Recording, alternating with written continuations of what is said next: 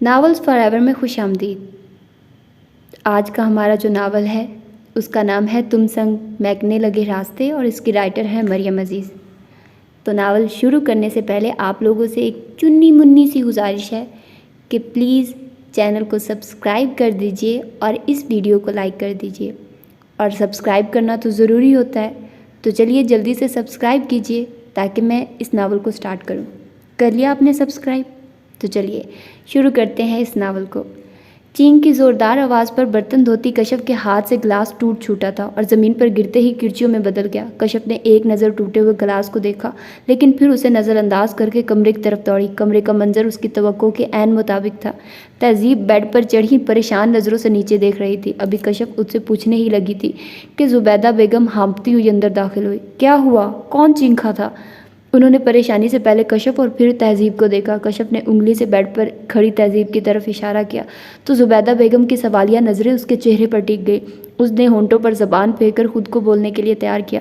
وہ امی، میں جھاڑو دینے لگی تھی، وہ کاکروچ آ گیا۔ اس نے معصومیت سے اپنے چینخنے کی وجہ بیان کی، لیکن اس کی بات پر زبیدہ بیگم کا پارا چڑھ گیا۔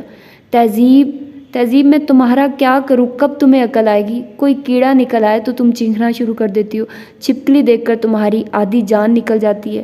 کیا بنے گا تمہارا؟ پتہ نہیں کیا سوچ کر تمہارے باپ نے تمہارا نام تہذیب رکھا ہے۔ تمیز اور تہذیب تو تمہیں چھو کر نہیں گزری۔ زبیدہ بیگم نے غصے سے اس کے لٹکے ہوئے چہرے کو دیکھا۔ کشف نے اس کی لٹکی شکل دیکھی، بڑی مشکل سے اپنی ہنسی کی ضبط کی۔ اس کو ہنسی ضبط کرنے کے چکر میں دیکھ کر تہذیب کی ہنسی نکل گئی۔ اب ہنستے ہی رہنا تمہیں تو، اور کوئی کام ہی نہیں، یا چینخ لو یا ہنس لو۔ میں تو پتہ نہیں کن پاگلوں میں پھنس گئی ہوں۔ وہ بڑبڑاتی ہوئی باہر نکل گئی۔ کشف نے افسوس سے سر ہلایا۔ امی صحیح کہتی ہیں، تمہارا کچھ نہیں ہو سکتا۔ کوئی کہہ سکتا ہے تم شہر کے بہترین اسکول میں پڑھاتی ہو؟ مجھے تو کبھی کبھی لگتا ہے تم بچوں کو کم، وہ تمہیں زیادہ ڈانٹتے ہوں گے۔ کشف کے مذاق اڑانے والے انداز پر اس نے غصے سے اسے دیکھا۔ اب ایسی بھی کوئی بات نہیں، وہ سب مجھ سے بہت پیار کرتے ہیں۔ ہاں نظر آتا ہے، کشف نے جھاڑو اٹھاتے ہوئے کہا۔ کیا نظر آتا ہے؟ تہذیب نے جھاڑو اس کے ہاتھ سے لے لی تھی۔ یہی ان کا پیار جو کبھی ربڑ کی چھپکلی کی صورت میں تمہارے پرس میں رکھا ملتا ہے۔ کشف کی بات پر تہذیب نے نظریں اس کے چہرے سے ہٹا لی۔ وہ تو بس ایسے ہی، اور تم ہر وقت میرے پیچھے نہ پڑی رہا کرو۔ اس کے مڑتے ہی کشف چینخی تھی، کاکروچ، اور تہذیب چینخ مار کر اچھلی تھی اور کشف کے پیچھے جا کر کھڑی ہو گئی۔ کہاں ہے؟ تہذیب نے گھبرا کر متلاشی نظریں ادھر ادھر دوڑائی۔ پتہ نہیں، کشف نے کہہ کر دروازے کی طرف دوڑ لگائی تھی۔ کشف کی بچی، اس کی سمجھ میں آتے ہی وہ اس کے پیچھے بھاگی تھی۔ آج لگتا ہے دشمنوں کے مزاج معمول پر نہیں، عمران نے کچن میں داخل ہوتے ہوئے کشف سے کہا۔ اس نے مسکرا کر عمران کو دیکھا۔ تم کب آئے؟ ابھی، لیکن آپ کی بہن صاحبہ نے تو سلام کا جواب دینا گوارا نہیں کیا، اس لیے سیدھا یہیں آ رہا ہوں، عمران نے ٹوکری سے سیب اٹھاتے ہوئے کہا۔ اسے آج نہ ہی چھیڑو تو اچھا ہے، ابھی اس نے ڈانٹ کھائی ہے، وہ آج کسی سے بات نہیں کرے گی۔ اچھا، تو اس لیے موڈ آف ہے؟ عمران نے سر ہلاتے ہوئے کہا۔ لیکن میں اسے بولنے پر مجبور کر دوں گا۔ اچھا دیکھتے ہیں، کشف نے اسے دیکھ کر چیلنج کیا اور چولہا بند کر کے عمران کے پیچھے آ گئی۔ تہذیب نے ایک نظر ان دونوں کو آتے دیکھا اور دوبارہ اپنا دھیان ٹی وی کی طرف مرکوز کر دیا۔ تہذیب، ابو تمہیں یاد کر رہے تھے، عمران نے اسے ٹی وی میں مگن دیکھ کر کہا، لیکن وہاں سے کوئی جواب نہیں آیا۔ اچھا کشف، چلتا ہوں، اور ابو سے جا کر کہوں گا میں آپ کا پیغام آپ کی چہیتی کو دیا تھا، لیکن اس نے کہا میں کیا کروں؟ عمران کے سنجیدگی سے کہنے پر وہ ایک دم بھڑک اٹھی تھی۔ مانی، کتنے بڑے جھوٹے ہو تم، میں نے ایسا کب کہا؟ اس کے گھرنے پر عمران نے بڑی مشکل سے اپنی ہنسی کو روکا تھا۔ ظاہر سی بات ہے، تم جواب نہیں دو گی تو اس کا یہی مطلب نکلتا ہے، عمران نے دوبارہ بیٹھتے ہوئے کہا۔ تم ہر جگہ اپنی عقل سے کام نہ لیا کرو، تہذیب نے جل کر جواب دیا۔ پھر ابو کو کیا جواب دوں؟ تمہیں جواب دینے کی ضرورت نہیں، میں خود ان سے بات کر لوں گی، تہذیب نے اسے دیکھے بغیر کہا۔ لفٹ نہ کروانے پر وہ کشف کی طرف آ گیا تھا۔ ویسے تمہاری بہن کو الو بنانا کوئی مشکل کام نہیں، زیادہ پھیلنے کی ضرورت نہیں، ابھی اس نے سن لیا تو تمہیں باہر نکال دے گی۔ تہذیب نے گھور کر ان دونوں کو دیکھا۔ تم دونوں کیا سرگوشیوں میں باتیں کر رہے ہو؟ یہ تمہاری بہن تمہاری برائیاں کر رہی تھی، عمران نے سارا الزام کشف پر رکھ دیا تو وہ تڑپ کر بولی، مانی سچ بڑے جھوٹے ہو، تہذیب یہ تمہیں الو بول رہا تھا۔ تہذیب کو گھوری پر وہ ہڑبڑا کر رہ گیا۔ جھوٹ، میں تو کہہ رہا تھا تہذیب آج بہت تہذیب یافتہ لگ رہی ہے، لیکن وہ کشن اٹھا چکی تھی، ایک کے بعد دوسرا پھر تیسرا، اس نے سارے کشن اٹھا کر اسے مارنے شروع کر دیے۔ کچھ اسے لگ رہے تھے جبکہ کچھ کو وہ آسانی سے کیچ کر رہا تھا اور ہنستا جا رہا تھا۔ اس کی ہنسی تہذیب کے لیے جلتی پر تیل کا کام کر رہی تھی۔ اس نے نظریں گھما کر کسی زبردست چیز کی تلاش شروع کی۔ تہذیب جوتی! اس نے پیچھے سے کشف کی آواز سنی۔ تہذیب نے جلدی سے جھک کر اپنے پاؤں سے جوتی نکالی۔ ابھی وہ سامنے کھڑے عمران پر پھینکنے والی تھی، تبھی دائیں طرف کا دروازہ کھول کر زبیدہ باہر آئی۔ انہوں نے حیرت سے سامنے کا منظر دیکھا جہاں عمران دروازے کے ساتھ کھڑا تھا۔ تہذیب کے ہاتھ میں جوتی تھی جبکہ کشف پیچھے کھڑی عمران کو اشارے کر رہی تھی۔ دروازہ کھلتے ہی وہ تینوں اس طرف متوجہ ہوئے تھے۔ کشف کی ہنسی رک گئی تھی۔ تہذیب کے چہرے کا رنگ اڑ گیا تھا جبکہ عمران کے حوصلے اور بلند ہو گئے تھے۔ اچھا ہوا تائی جان آپ آ گئی، یہ دیکھ رہی ہیں میری کتنی عزت ہو رہی ہے، جوتے مار کر گھر سے نکال رہی ہے۔ زبیدہ بیگم کے قریب جا کر اس نے معصوم شکل بنا کر کہا، جھوٹ بولتا ہے، جھوٹا سارے جہان کا۔ تہذیب نے چینک کر جوتے والا ہاتھ بلند کیا۔ تہذیب کیا بدتمیزی ہے، جوتا نیچے رکھو۔ اس نے گھبرا کے جوتا نیچے رکھا۔ یہ کوئی طریقہ ہے بات کرنے کا؟ کوئی تمیز باقی رہ گئی ہے یا نہیں؟ بڑا ہے وہ تم سے 1 سال، وہ برا سا منہ بنا کر بولے۔ تو کیا 1 سال بڑا نہیں ہوتا؟ جاؤ مانی کے لیے چائے بنا کر لاؤ۔ تہذیب نے کھا جانے والی نظروں سے عمران کو دیکھا جس کے دانت ہی اندر نہیں جا رہے تھے۔ دانت تو ایسے نکال رہا ہے جیسے بہت خوبصورت ہو، امی نہ آتی تو آج اس کے سارے دانت میرے ہاتھ سے ہی ٹوٹنے تھے۔ اس نے چائے کا کپ رکھتے ہوئے کہا، تمہیں تو میں ایسی چائے پلواتی ہوں ساری عمر یاد رکھو گے۔ تہذیب نے چینی کی جگہ ڈھیر سارا نمک پانی میں ڈالا۔ چائے کا کپ ٹرے میں رکھ کر اس نے چہرے کو سنجیدہ کیا اور باہر نکل آئے۔ چائے کا کپ عمران کو پکڑا کر وہ کشف کے پاس بیٹھ گئی۔ عمران نے کپ اٹھاتے ہوئے مسکرا کر اس کے پھولے ہوئے چہرے کو دیکھا، لیکن چائے کا پہلا گھونٹ بھرتے ہی اس کا منہ کا زاویہ ایک دم بگڑا تھا۔ اب اس کی حالت ایسی تھی کہ نہ تو وہ اگل سکتا تھا اور نہ ہی نگل سکتا تھا۔ اس نے گھبرا کر تہذیب کو دیکھا جو بڑی دلچسپی سے اس کی حالت دیکھ رہی تھی۔ عمران یکدم اٹھ کر باہر کی طرف بھاگا تھا۔ زبیدہ بیگم نے گھبرا کر اسے پکارا، عمران! کشف بھی حیرانی سے اٹھی جبکہ تہذیب اطمینان سے ٹی وی دیکھنے میں مہو تھی۔ تبھی عمران دوبارہ اندر آیا تھا۔ کیا ہوا بیٹا، طبیعت تو ٹھیک ہے نا؟ زبیدہ نے پریشانی سے اس کے چہرے کو دیکھا۔ اچھا تائی جان چلتا ہوں۔ بیٹا چائے؟ نہیں تائی جان، مجھے ایک ضروری کام یاد آ گیا، پھر آؤں گا۔ وہ جلدی کہہ کر نکل گیا، مبادا اسے چائے نہ پینی پڑ جائے۔ کمال ہے، ابھی تو چائے کا کہہ رہا تھا اور ابھی پی بھی نہیں۔ وہ صوفے پر بیٹھ گئی اور سامنے رکھا کپ اٹھا لیا۔ تہذیب نے گھبرا کر انہیں دیکھا۔ امی یہ مجھے دے دیں۔ اس نے جلدی سے کپ ان کے ہاتھ سے لے لیا۔ یہ کیا بدتمیزی ہے تہذیب؟ انہوں نے ناگواری سے اسے دیکھا۔ لیتی اس نے کمرے سے نکلنے میں ہی عافیت سمجھی۔ میری تو سمجھ میں نہیں آتا اس لڑکی کا کیا کروں، ایک کشف ہے مجال ہے، کبھی اس نے مجھے تنگ کیا ہو، سارا گھر سنبھال رکھا ہے، اتنی سلجھی ہوئی ہے کہ اپنے کیا غیر بھی تعریف کرتے ہیں، لیکن تہذیب اسے سوائے شور مچانے اور کام بگاڑنے کے علاوہ کچھ نہیں آتا۔ کیوں، اب کیا کر دیا اس نے؟ آج مانی آیا تھا، جب وہ آیا آپ کی لاڈلی نے ضرور اسے بدتمیزی کرنی ہوتی ہے۔ آج بھی اتنے دن بعد آیا تھا، پہلے جوتی لے کر کھڑی ہو گئی، پھر چائے میں ڈھیر سارا نمک ملا کر اسے پلا دیا۔ وہ بچہ بیچارہ چپ کر کے چلا گیا۔ اتنا ڈانٹتی ہوں لیکن مجال ہے اسے اثر ہو، آپ نے اسے سر چڑھا رکھا ہے۔ زبیدہ بیگم کی بات پر وہ ہنسی نہیں روک سکے۔ ان کی ہنسی نے جلتی پر تیل کا کام کیا تھا۔ ہاں ہنس لیں آپ کو اور آپ کی بیٹی کو اور کوئی کام ہی نہیں ہے۔ بھائی بیگم بچے ہیں، اگر ایک دوسرے سے مذاق کر لیتے ہیں تو حرج ہی کیا ہے؟ حرج ہے اصغر، کل کو تہذیب کو اسی گھر جانا ہے، اب تو مانی اس کی ہر بات ہنس کر برداشت کر جاتا ہے، کل کو رشتہ بدلے گا تو یہی باتیں مصیبت بن جائیں گی۔ کوئی بھی شوہر یہ برداشت نہیں کرتا اس کی بیوی اس سے بدتمیزی کرے، اتنی بے تکلفی بھی اچھی نہیں ہوتی۔ سعدیہ کے مزاج تو آپ جانتے ہیں، وہ تو پہلے ہی تہذیب کو پسند نہیں کرتی، صرف مانی کی وجہ سے برداشت کر رہی ہے۔ انہوں نے مانی کی ماں کا حوالہ دیا۔ زبیدہ بیگم کی بات پر اصغر صاحب چپ سے ہو گئے۔ زبیدہ بیگم نے غور سے ان کی سنجیدہ شکل دیکھی۔ دیکھو زبیدہ، میں تہذیب کو بہت اچھی طرح سمجھتا ہوں، اس میں ابھی بچپنا ہے لیکن سمجھدار ہے، وقت کے ساتھ ساتھ خود ہی سنبھل جائے گی۔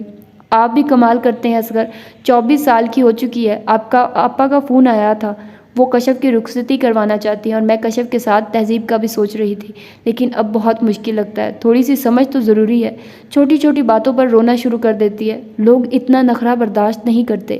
پریشانی ان کی لہجے سے ظاہر ہو رہی تھی۔ زبیدہ تم خواہ فکر کر رہی ہو، سعدیہ بھابھی اور افضل بھائی کوئی غیر نہیں، اس کے سگے چچا چچی ہیں، وہ شروع سے اس کی عادت سے واقف ہیں۔ مانی اچھا بچہ ہے، بچپن کا ان کا ساتھ ہے، وہ سمجھتا ہے تہذیب کو، تم فکر نہ کرو، سب ٹھیک ہوگا۔ اور جہاں تک تہذیب کی بات ہے، اس کی شادی کے بارے میں ابھی رہنے دو، ابھی صرف کشف کے بارے میں سوچو۔ آپ کیا سمجھتے ہیں، مجھے تہذیب سے پیار نہیں ہے؟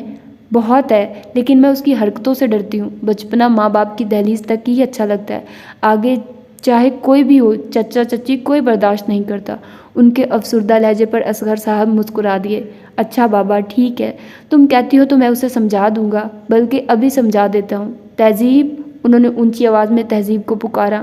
جی ابو۔ کچھ دیر بعد وہ ان کے سامنے تھی۔ تمہاری امی شکایت کر رہی ہیں۔ یہ کون سی نئی بات ہے؟ ان کے کہنے پر وہ لاپرواہی سے بولی تو زبیدہ نے غصے سے اسے گھورا۔ بیٹا، آپ نے مانی کی چائے میں نمک کیوں ملایا؟ ابو وہ ہے ہی اس قابل، امی کے سامنے معصوم بجاتا ہے، میں تو اسے اور مزہ چکھاتی، وہ تو دیکھا آپ نے کیسے زبان چل رہی ہے۔ زبیدہ بیگم کا پارا پھر چڑھ گیا تھا۔ بری بات بیٹا، ایسے نہیں کرتے، وہ بڑا ہے تم سے، آئندہ اس کی چائے میں نمک مت ملانا۔ اصغر صاحب نے اپنی مسکراہٹ روک کر سنجیدگی سے کہا تھا۔ تو پھر کیا ملاؤں ابو؟ اس نے ان کے قریب جا کر قدرے رازداری سے پوچھا۔ اصغر صاحب بھی کوئی ایسا ہی جواب دینا چاہتے تھے، لیکن ان کی نظر زبیدہ بیگم کے غسیلے چہرے پر پڑ گئی۔ میاں ہی پاگل ہوں تو آپ سے بات کی، آپ دونوں باپ بیٹی کبھی نہیں سدھر سکتے۔ وہ پیر پٹکتے ہوئے باہر نکل گئی تو تہذیب باپ کو دیکھ کر ہنس پڑی۔ آنٹی مزہ آ گیا آج، اتنے دن بعد گھر کا کھانا کھایا ہے۔ حسن نے چکن کڑھائی سے اچھی طرح انصاف کرنے کے بعد قمر بیگم کو دیکھا تو وہ مسکرا دی۔ تم سے کتنی دفعہ کہا ہے جب تک فائزہ کراچی سے واپس نہیں آ جاتی تم یہاں آ جایا کرو، لیکن تم پر کوئی اثر ہی نہیں ہوتا۔ کیا کروں آنٹی، آپ کے بیٹے کے ساتھ رہ رہ کر میرے احساسات بھی ختم ہیں۔ حسن نے شرارتی انداز میں دائیں طرف بیٹھے داؤد کو دیکھ کر کہا، جو پورے انہماک سے کھانے میں مصروف تھا۔ اب ایسی بھی کوئی بات نہیں، بھائی تھوڑے سنجیدہ ضرور ہیں لیکن خشک مزاج نہیں۔ دانیال نے جلدی سے اپنے بھائی کی طرفداری کی تھی۔ تھوڑے؟ حسن نے حیرت سے پوری آنکھیں کھولی۔ یار کم از کم جھوٹ تو وہ بولا کرو جو اگلے بندے کو ہضم ہو جائے۔ تمہارے بھائی صاحب سنجیدہ ہی نہیں بلکہ بے انتہا سنجیدہ ہیں۔ لطیف جذبات تو انہیں چھو کر نہیں گزرے۔ اب کے داؤد نے نظر اٹھا کر غصے سے اسے دیکھا، لیکن وہ اس کے غصے کو کسی خاطر میں نہیں لایا تھا۔ اب ہر کوئی آپ کی طرح رنگین مزاج تو نہیں ہو سکتا۔ داؤد نے گلاس میں پانی ڈالتے ہوئے اس کی عاشق مزاجی پر بھرپور طنز کیا تھا، لیکن مقابل بھی چکنا گھڑا تھا۔ تو رنگین مزاج ہونا بری بات تو نہیں، اللہ نے آنکھیں دی ہیں، جذبات دیے ہیں، ان کا کچھ تو استعمال ہونا چاہیے۔ داؤد نے ابرو اچکا کر اسے دیکھا۔ ایسا استعمال جیسے آپ کرتے ہیں؟ میں کیا کرتا ہوں؟ وہ انجان بن کر داؤد کو دیکھنے لگا۔ میرا منہ نہ کھلواؤ، داؤد کہہ کر کھڑا ہو گیا تھا۔ اس کے اٹھتے ہی حسن اور دانیال بھی کھڑے ہو گئے تھے۔ وہ ٹی وی کی طرف متوجہ ہو گیا، جبکہ حسن اب دانیال کے ساتھ بحث میں مصروف تھا۔ قمر بیگم ٹرالی لے کر اندر داخل ہوئی۔ آنٹی آپ اس کی شادی کیوں نہیں کر دیتی؟ شاید موصوف کو کوئی افاقہ ہی ہو جائے۔ قمر بیگم کے بیٹھتے ہی حسن ایک بار پھر شروع ہو گیا۔ داؤد نے کھا جانے والی نظروں سے اسے دیکھا۔ آنٹی پتہ ہے مجھے کیا لگتا ہے؟ کسی لڑکی کا چکر ہے، یا تو وہ شادی کے لیے مان نہیں رہی یا کسی لڑکی کی بے وفائی کا غم دل سے لگا بیٹھا ہے۔ حسن کی بکواس پر قمر بیگم نے جن نظروں سے اس کی طرف دیکھا تھا، داؤد کا دل چاہا اپنا 11 نمبر جوتا اتار کر اس کے سر پر 10 لگائے اور 1 گنے۔ داؤد اگر تمہیں کوئی لڑکی پسند ہے تو مجھے بتاؤ، میرے لیے اب سب سے اہم یہ بات ہے تمہارا گھر آباد ہو، اور اگر لڑکی تمہاری پسند کی ہو تو وہ اور بھی اچھا ہے۔ مما ایسی کوئی بات نہیں، اب کہ وہ اکتا کر بولا۔ تم سچ کہہ رہے ہو؟ وہ ہنس پڑا تھا۔ میں نے ایک لڑکی دیکھی ہے، مجھے بہت پسند ہے۔ کون آنٹی؟ داؤد سے زیادہ حسن نے اشتیاق سے پوچھا تھا۔ کالونی میں ان کی بیٹی ڈاکٹر ہے، بہت سلجھی ہوئی بچی ہے، اسے دیکھا تو بھی میجر حامد ہیں، مجھے خیال آیا وہ داؤد کے ساتھ جچے گی۔ حسن نے ابرو اچکا کر دانیال کو دیکھا جو پہلے ہی مسکرا رہا تھا، جبکہ داؤد کا سارا دھیان ٹی وی کی طرف تھا۔ داؤد پھر میں ان سے بات کروں؟ آپ کو ٹھیک لگتا ہے تو ضرور کریں، بس ایک بات، لڑکی میں میچیورٹی ہونی چاہیے۔ مجھے رونے دھونے والی، خاص طور پر جن میں بچپنا ہو، وہ لڑکیاں بالکل پسند نہیں۔ ٹھیک ہے، میں مسز حامد سے بات کرتی ہوں، لیکن پھر بھی پہلے تم اس لڑکی سے مل لو، اس کے بعد فائنل کرتے ہیں۔ اس نے گہرا سانس لے کر سر اس بات میں ہلایا تھا۔ جب وہ گھر داخل ہوا تو کافی تھکا ہوا تھا۔ اس کا ارادہ بات لے کر سونے کا تھا، لیکن لاؤنج میں داخل ہوتے ہی اسے عجیب سا احساس ہوا تھا۔ اس سے پہلے وہ پوری طرح سمجھتا، ڈرائنگ روم کا دروازہ کھول کر قمر بیگم لاؤنج میں داخل ہوئی اور اسے وہاں دیکھ کر حیران تھی۔ تم کب آئے؟ ابھی ابھی، کہنے کے ساتھ اس نے ڈرائنگ روم کے دروازے کی طرف دیکھا جہاں سے ملی جلی آوازیں آ رہی تھی۔ کوئی آیا ہوا ہے؟ اس نے نظریں قمر بیگم کے چہرے پر ٹکا دی۔ ہاں، میں نے تمہیں میجر حامد کی بیٹی کے بارے میں بتایا تھا نا، ان کی فیملی کو انوائٹ کیا ہے۔ داؤد کی پیشانی پر بل پڑ گئے تھے۔ داؤد انہیں میں نے بلایا ہے تم سے ملنے کے لیے۔ وہ جو انکار کا سوچ رہا تھا، ان کی بات سن کر چپ کا چپ رہ گیا۔ میں چینج کر کے آتا ہوں، اس نے اپنے یونیفارم کی طرف اشارہ کر کے کہا۔ جب وہ ڈرائنگ روم میں داخل ہوا سب باتوں میں مصروف تھے۔ اس کے بلند آواز سلام کرنے پر سب اس کی طرف متوجہ ہو گئے۔ ان میں سے ایک آدمی جو گہرے سانولے رنگ کا تھا، اس نے اٹھ کر داؤد سے مصافحہ کیا اور میجر حامد کے نام سے اپنا تعارف کروایا۔ اس آدمی کے علاوہ وہاں ایک عورت جو یقیناً مسز حامد تھی اور 2 عدد لڑکیاں بھی تھیں۔ وہ کچھ دیر فارمیلٹی کے طور پر میجر صاحب سے بات کرتا رہا، پھر ایکسکیوز کر کے کھڑا ہو گیا۔ اب سونے کا تو موقع نہیں رہا تھا تو وہ کچن میں آ گیا۔ اس کا ارادہ کافی پینے کا تھا۔ ابھی وہ سوچ ہی رہا تھا کہ قمر بیگم اندر داخل ہو گئی۔ داؤد ذرا بات سننا۔ وہ بڑے نارمل انداز میں باہر آیا تھا، لیکن صوفے کے قریب کھڑی اس لڑکی کو دیکھ کر وہیں رک گیا۔ داؤد، یہ نورین ہے، اور نورین، یہ داؤد ہے، میرا بیٹا۔ تم دونوں باتیں کرو اور جو پوچھنا اور جاننا ہے ایک دوسرے کے بارے میں پوچھ لو۔ وہ مسکرا کر دونوں کو دیکھ کر دوبارہ ڈرائنگ روم میں چلی گئی۔ داؤد کا ارادہ کسی بھی قسم کے انٹرویو لینے کا نہیں تھا، لیکن اپنی ماں کی بات کو رد کر کے ان کی بے عزتی بھی نہیں کروا سکتا تھا۔ آپ بیٹھیے، اسے بیٹھنے کا کہہ کر وہ خود بھی اس کے سامنے بیٹھ گیا۔ ابھی وہ سوچ ہی رہا تھا کہ کیا پوچھے جب وہ خود بول پڑی۔ آنٹی بتا رہی تھی آپ نے CSS کر رکھا ہے۔ داؤد نے نظر اٹھا کر اسے دیکھا۔ وہ اسے ہی دیکھ رہی تھی۔ جی۔ اس کے بعد آپ نے پولیس فورس جوائن کی؟ اب بھی اس نے جی کی صورت میں مختصر جواب دیا۔ انٹرویو اسے لینا چاہیے تھا اور لے وہ رہی تھی۔ چند منٹوں میں ہی داؤد کو اندازہ ہو گیا، لڑکی کافی کانفیڈنٹ ہے۔ کچھ دن پہلے میں نے اخبار میں آپ کے بارے میں پڑھا تھا۔ آپ نے اسمگلرز کے بہت بڑے گروہ کو پکڑا تھا۔ میں آپ سے بہت امپریس ہوئی تھی۔ میں نے کبھی سوچا نہیں تھا کبھی یوں میں آپ کے سامنے بیٹھی ہوں گی۔ میں آپ کو بتا نہیں سکتی میں کیسا محسوس کر رہی ہوں۔ اس کی آواز سے ایک دم ایکسائٹمنٹ جھلکنے لگی تھی۔ داؤد کی سمجھ میں نہیں آ رہا تھا وہ اب کیا کہے۔ وہ کوئی شرمیلا بندہ نہیں تھا، بہت بولڈ تھا، لیکن لڑکیوں سے اس کی بات چیت نہ ہونے کے برابر تھی۔ اس خاموش دیکھ کر وہ دوبارہ بولی تھی، آپ میرے بارے میں کچھ نہیں پوچھیں گے؟ آپ خود بتا دیں، داؤد نے کہہ کر قصہ ہی ختم کر دیا۔ ایک پل کے لیے تو وہ اس کا چہرہ دیکھ کر رہ گئی، پھر مسکرا کر بولی، میرا نام نورین ہے، میں ڈاکٹر ہوں، 2 سال سے جاب کر رہی ہوں۔ ہم 2 بہنیں ہیں، میں سب سے بڑی ہوں۔ آنٹی قمر سے کچھ دن پہلے ہماری ملاقات ہوئی تھی۔ آج انہوں نے ہمیں انوائٹ کیا۔ آپ کو معلوم ہی ہوگا ہم لوگ کیوں مل رہے ہیں۔ داؤد نے چونک کر اسے دیکھا۔ اس سے پہلے وہ جواب دیتا وہ سب لاؤنج میں داخل ہوئے تو داؤد اور نورین بھی کھڑے ہو گئے۔ اوکے بیٹا، اجازت دیں، آپ سے مل کر بہت اچھا لگا، امید ہے جلد آپ سے ملاقات ہوگی۔ میجر حامد صاحب اس سے ہاتھ ملاتے ہوئے کہہ رہے تھے تو اس نے بھی مسکرا کر سر ہلا دیا۔ جانے سے پہلے نورین اس کے قریب رکی تھی۔ آپ سے مل کر مجھے واقعی بہت اچھا لگا۔ داؤد کے مسکرانے پر وہ آگے بڑھ گئی تھی۔ مہمانوں کو سی آف کر کے قمر بیگم اب اندر آئی تو وہ خوش لگ رہی تھی۔ کیسے لگے تمہیں وہ لوگ؟ اس کے سامنے بیٹھتے ہوئے انہوں نے پوچھا۔ اچھے ہیں۔ اور نورین کیسی لگی تمہیں؟ انہوں نے اشتیاق سے اپنے بیٹے کا چہرہ دیکھا۔ اچھی ہے، بس اچھی؟ ان کے کہنے پر وہ مسکرا دیا تھا۔ تو اور کیا کہوں؟ تو میں انہیں ہاں کر دوں؟ اتنی جلدی کیا ہے ماما؟ ان کے ہتھیلی پر سرسوں جمانے والے طریقے پر وہ جذبز ہو کر بولا تھا۔ داؤد، نورین بالکل ویسی ہے جیسا تم نے کہا تھا، سوبر، ایجوکیٹڈ، بیوٹیفل اور بولڈ بھی۔ اگلے لفظ کا اضافہ اس نے خود کر دیا تو قمر بیگم چپ کر گئی۔ واقعی نورین کچھ زیادہ ہی بولڈ تھی۔ ان کا چہرہ اترتے دیکھ کر داؤد نے سر جھٹکا۔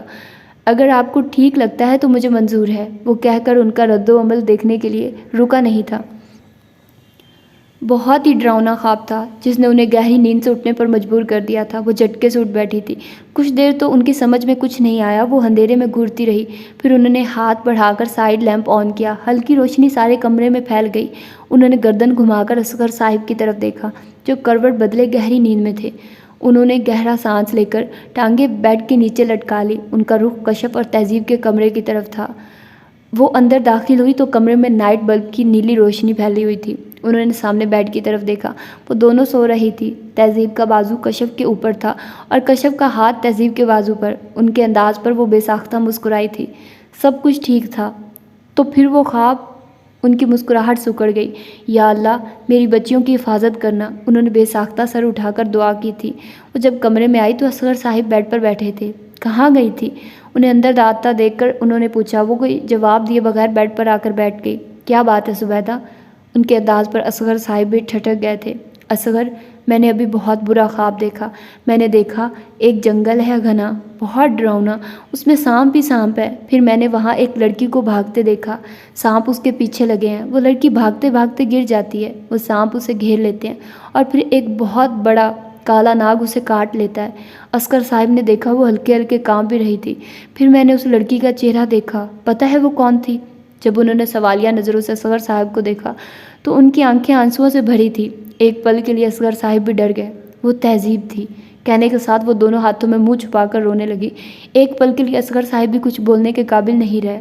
آپ جانتے ہیں نا، سانپ کا نظر آنا ہی برا ہے، پھر اس نے تہذیب کو کاٹا بھی ہے۔ وہ مسلسل رو رہی تھی، جبکہ اصغر صاحب بھی پریشان ہو گئے تھے، لیکن پھر انہوں نے خود کو سنبھال لیا تھا۔ یہ صرف ایک خواب ہی تھا زبیدہ، اور اگر تمہیں لگتا ہے کہ کچھ برا ہونے والا ہے تو اللہ تعالیٰ نے مصیبتوں کو ٹالنے کے لیے صدقے کا حکم دیا ہے۔ میں کل ہی صدقہ دیتا ہوں، جو بلا ہوگی خود بخود ٹل جائے گی۔ ان کی تسلی پر وہ چپ تو ہو گئی تھی، لیکن ان کا دل مسلسل پریشان تھا۔ تہذیب نے ناراضی سے انہیں دیکھا۔ میں نے 1 ہفتے پہلے آپ کو بتایا تھا ہمارے اسکول کا ٹرپ اسلام آباد جا رہا ہے، تب تو آپ نے کوئی اعتراض نہیں کیا تھا۔ صبح مجھے جانا ہے تو آپ کہہ رہی ہیں نہ جاؤں۔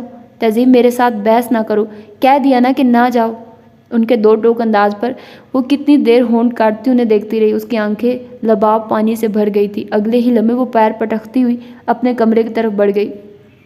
کشف نے افسوس سے اسے جاتے دیکھا، پھر کچھ کہنے کے لیے ماں کا چہرہ دیکھا، لیکن ان کا سخت چہرہ دیکھ کر وہ چپ کی چپ رہ گئی۔ وہ اوندھے منہ بستر پر لیٹی تھی جب دروازے پر دستک ہوئی تھی، اور پھر اصغر صاحب کی آواز سنائی دی، تہذیب بیٹا دروازہ کھولو۔ کچھ دیر تو ویسے ہی پڑی رہی، لیکن جب 3-4 بار دستک ہوئی تو اسے اٹھنا پڑا۔ دروازہ کھول کر وہ دوبارہ بیڈ پر آ کر بیٹھ گئی۔ اصغر صاحب اندر داخل ہوئے اور اس کے سامنے رکھی کرسی پر بیٹھ گئے۔ میری بیٹی ناراض کیوں ہے؟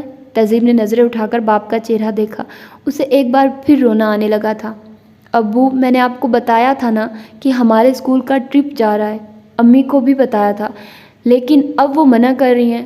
ابو، میں بچی تو نہیں جو گم ہو جاؤں گی، اور پھر میری ساری کولیگز بھی جا رہی ہیں۔ اصغر صاحب نے ایک پل کے لیے سوچا کہ اسے زبیدہ کے خواب کے بارے میں بتا دے، لیکن پھر یہ سوچ کر کہ وہ بھی پریشان ہو جائے گی، اور وہ تو صرف ایک خواب ہی تھا نا۔ تبھی کشف کھانے کی ٹرے لے کر اندر داخل ہوئی۔ تہذیب نے ناراضی سے اسے دیکھا۔ مجھے کچھ نہیں کھانا۔ اس نے منہ دوسری طرف موڑ لیا۔ کشف نے لاچارگی سے باپ کا چہرہ دیکھا تو وہ مسکرا دیے۔ چلو بیٹا، کھانا کھا لو، کھانے سے کیا ناراضی ہے؟ لیکن وہ بدستور منہ پھلائے بیٹھی رہی۔ تم نے ٹرپ پر جانا ہے نا؟ تہذیب نے فوراً نظریں اٹھا کر انہیں دیکھا۔ تم چلی جانا، تمہاری ماں کو میں سمجھا دوں گا۔ سچی؟ وہ خوشی کے مارے کھڑی ہو گئی اور ان کے گلے لگ گئی۔ ابو، یو آر گریٹ۔ تو انہوں نے مسکرا کر اس کا سر تھپ تھپایا تھا۔ تمہاری امی ٹھیک کہتی ہیں، بالکل بچوں والی حرکتیں ہی ہیں تمہاری۔ بچوں کی طرح ناراض ہو جاتی ہو اور پھر فوراً مان بھی جاتی ہو۔ چلو اب لاڈ بعد میں اٹھوا لینا، پہلے کھانا کھا لو، تمہاری وجہ سے میں بھی بھوکی ہوں۔ کشف کی آواز پر وہ مسکراتی ہوئی بیڈ کی طرف آ گئی اور آلتی پالتی مار کر بیٹھ گئی۔ سچ بہت زبردست قسم کی بھوک لگی تھی، وہ کہنے کے ساتھ کھانے پر ٹوٹ پڑی تھی۔ کشف نے مسکرا کر باپ کو دیکھا تو وہ بھی مسکرانے لگے۔ DIG کے ساتھ ان کی میٹنگ تھی۔ 1 گھنٹے بعد جب وہ کانفرنس روم سے باہر آئے تو کافی سیریس تھے، حتیٰ کہ ہر وقت مذاق کے موڈ میں رہنے والا حسن بھی خاموش تھا۔ کاشف نے ایک نظر اپنے سینئرز پر ڈالی اور خاموشی سے ان کے پیچھے چلنے لگا۔ وہ لوگ اپنے کمرے میں جانے کے بجائے کیفیٹیریا میں آ گئے تھے۔ جس موضوع کو وہ DIG کے روم میں ڈسکس کر کے آئے تھے وہ اب دوبارہ ان کے درمیان زیر بحث تھا۔ ایک مافیا گروہ جس کا کام ایلیٹ کلاس کے بچوں یا عورتوں کو اغوا کرنا، پھر تاوان کے طور پر ان سے بھاری رقم وصول کرنا تھا۔ یہ گروہ پچھلے 2 سالوں سے کافی سرگرم میں عمل تھا۔ کافی جدوجہد کے بعد پولیس ابھی تک ان کا کوئی آدمی گرفتار نہیں کر سکی تھی۔ اب یہ کیس اسلام آباد پولیس کے پاس آیا تھا اور آج یہ میٹنگ اسی سلسلے میں تھی۔ پچھلے کچھ عرصے سے داؤد اور اس کی ٹیم نے جس طرح بے حد پیچیدہ کیس اپنی جان پر کھیل کر حل کیے تھے تو لازمی طور پر ان سے توقعات بھی بڑھ گئی تھی۔ اب بھی DIG صاحب نے خاص طور پر یہ کیس ان کے حوالے کیا تھا۔ کھانے کے دوران بھی وہ اسی گروہ کو ڈسکس کرتے رہے۔ اٹھنے سے پہلے داؤد نے حسن کو ان لوگوں کے بارے میں معلومات اکٹھی کر کے اسے انفارم کرنے کا کہا تھا۔ وہ اپنے کمرے کی طرف بڑھ رہا تھا جب حسن تقریباً بھاگتا ہوا اس کے پیچھے آیا۔ کل نورین کے ساتھ ملاقات کیسی رہی؟ وہ جو تیزی سے چل رہا تھا حسن کے سوال پر بے ساختہ رکا تھا اور حیرت سے اسے دیکھنے لگا۔ ایسے کیا دیکھ رہے ہو؟ مجھے غیبی علم نہیں آتا اور نہ میں سلیمانی ٹوپی پہن کر تم دونوں کی باتیں سن رہا تھا، مجھے آنٹی نے بتایا ہے۔ داؤد سر جھٹک کر آگے بڑھ گیا تھا۔ کمرے میں داخل ہو کر اس نے کیپ اتار کر ٹیبل پر رکھی اور خود چیئر پر بیٹھ گیا۔ پھر کیسی لگی نورین؟ حسن نے اس کے سامنے بیٹھتے ہوئے کافی اشتیاق سے پوچھا تھا۔ جب مما نے ملاقات کے بارے میں بتایا ہے تو یہ بھی بتایا ہوگا کہ مجھے نورین کیسی لگی؟ میاں صرف یہ دیکھنا چاہتا ہوں جب تم کسی لڑکی کی تعریف کرو گے تو کیسے لگو گے؟ حسن کے انداز پر نہ چاہتے ہوئے بھی اس کے ہونٹوں پر مسکراہٹ آ گئی۔ اوہ تو یہ بات ہے۔ اس کی مسکراہٹ کو حسن نے اپنے انداز میں لیا تھا۔ بھائی پھر تو ڈاکٹر نورین سے ملنا چاہیے۔ بکو مت، ایسی بھی کوئی بات نہیں، وہ اچھی لڑکی ہے۔ اچھا؟ حسن نے مایوسی سے سر ہلایا۔ تو یہ صرف پسندیدگی ہے، محبت نہیں۔ ताऊ ने कोई जवाब نہیں دیا تھا بلکہ سامنے پڑی فائل کھول کر اپنے آگے کر لی تھی۔ حسن جانتا تھا اب وہ کوئی بات نہیں کرے گا۔ بڑے بے آبرو ہو کر تیرے کوچے سے ہم نکلے، وہ گنگناتا ہوا اس کے آفس سے باہر نکلا۔ کیسی لگ رہی ہوں؟ تہذیب کے پوچھنے پر کشف نے مسکرا کر اسے دیکھا۔ بلیک سوٹ پر وائٹ ایمبرائڈری کی ہوئی تھی۔ تم اسکول ٹرپ پر جا رہی ہو یا فیشن شو پر؟ کشف نے اسے ٹوکا۔ کیا کشف، اب تم بھی امی کی طرح شروع مت ہو جانا، یہ مت کرو وہ مت کرو۔ تمہیں کیا پتا وہاں سب ٹیچرز کتنی تیاری کے ساتھ آتی ہیں، بس میں ہی سمپل ہوتی ہوں، کتنا آکورڈ لگتا ہے مجھے۔ تہذیب نے منہ بسور کر کہا۔ اچھا بابا نہیں کچھ کہتی، لیکن تمہاری اتنی تیاری پر امی ضرور بولیں گی۔ تہذیب تمہاری اسکول کی بس آ گئی ہے۔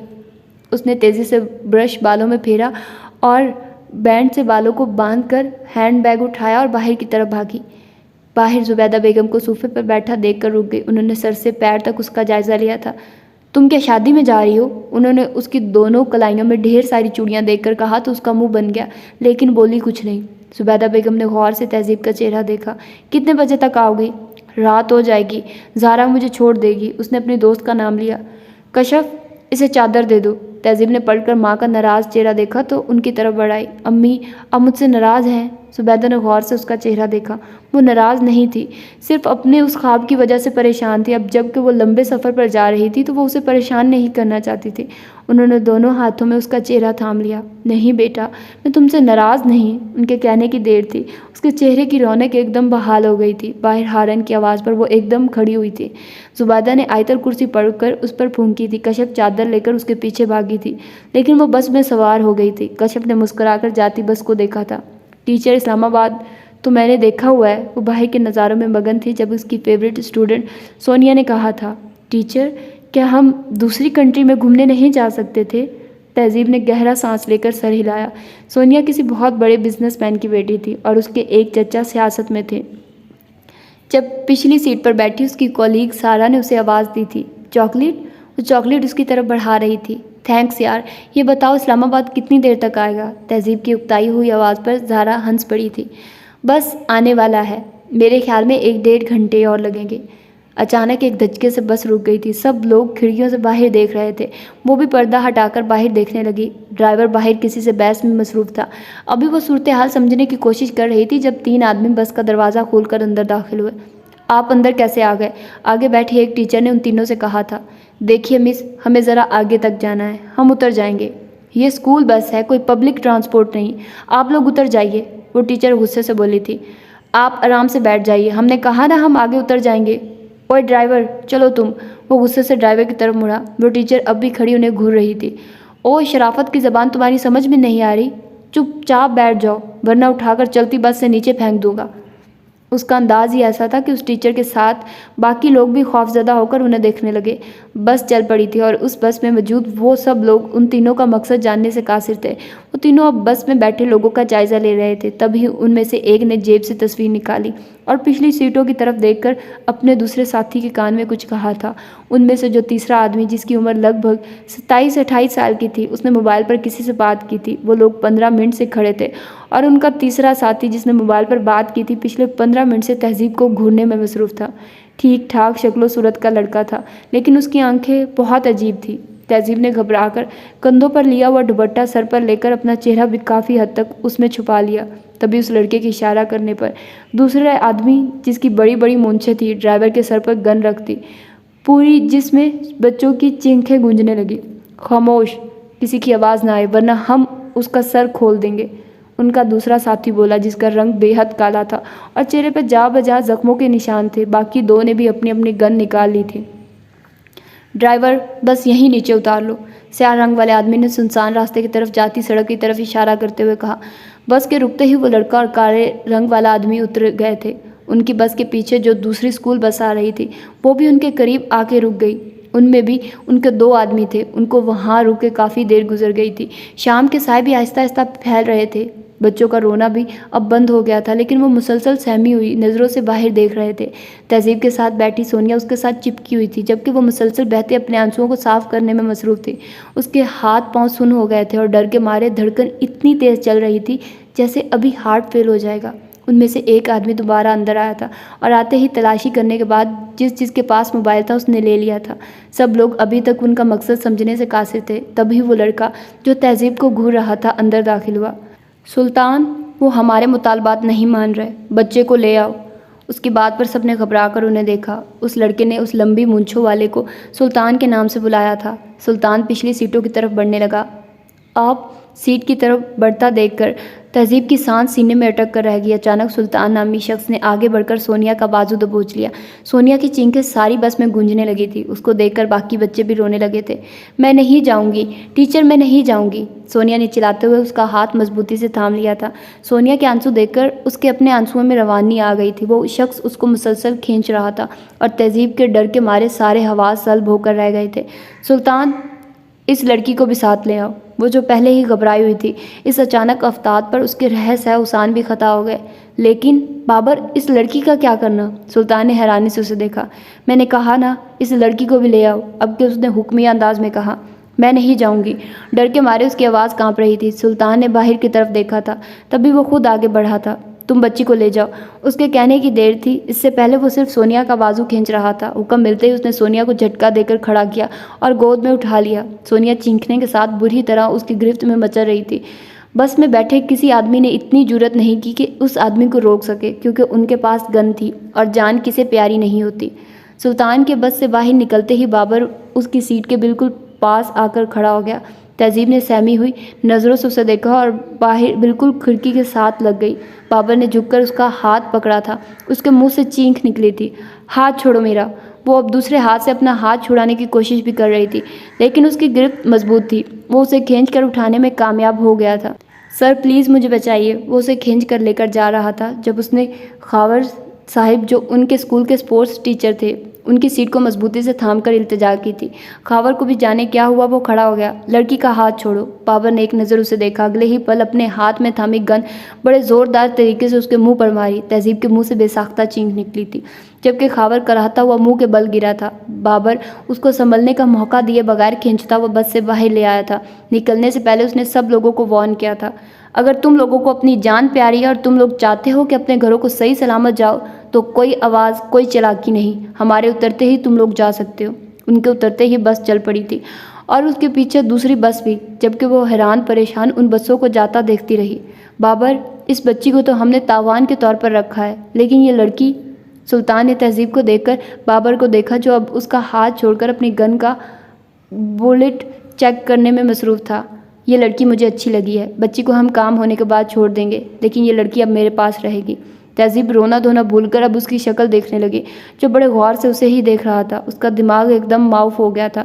سونیا اس آدمی سے ہاتھ چھڑا کر اسے لپٹ گئی تھی، لیکن اس میں ہاتھ ہلانے کی سکت نہیں رہی تھی۔ اسے اپنی جان کی نہیں، صرف اپنی عزت کی فکر تھی۔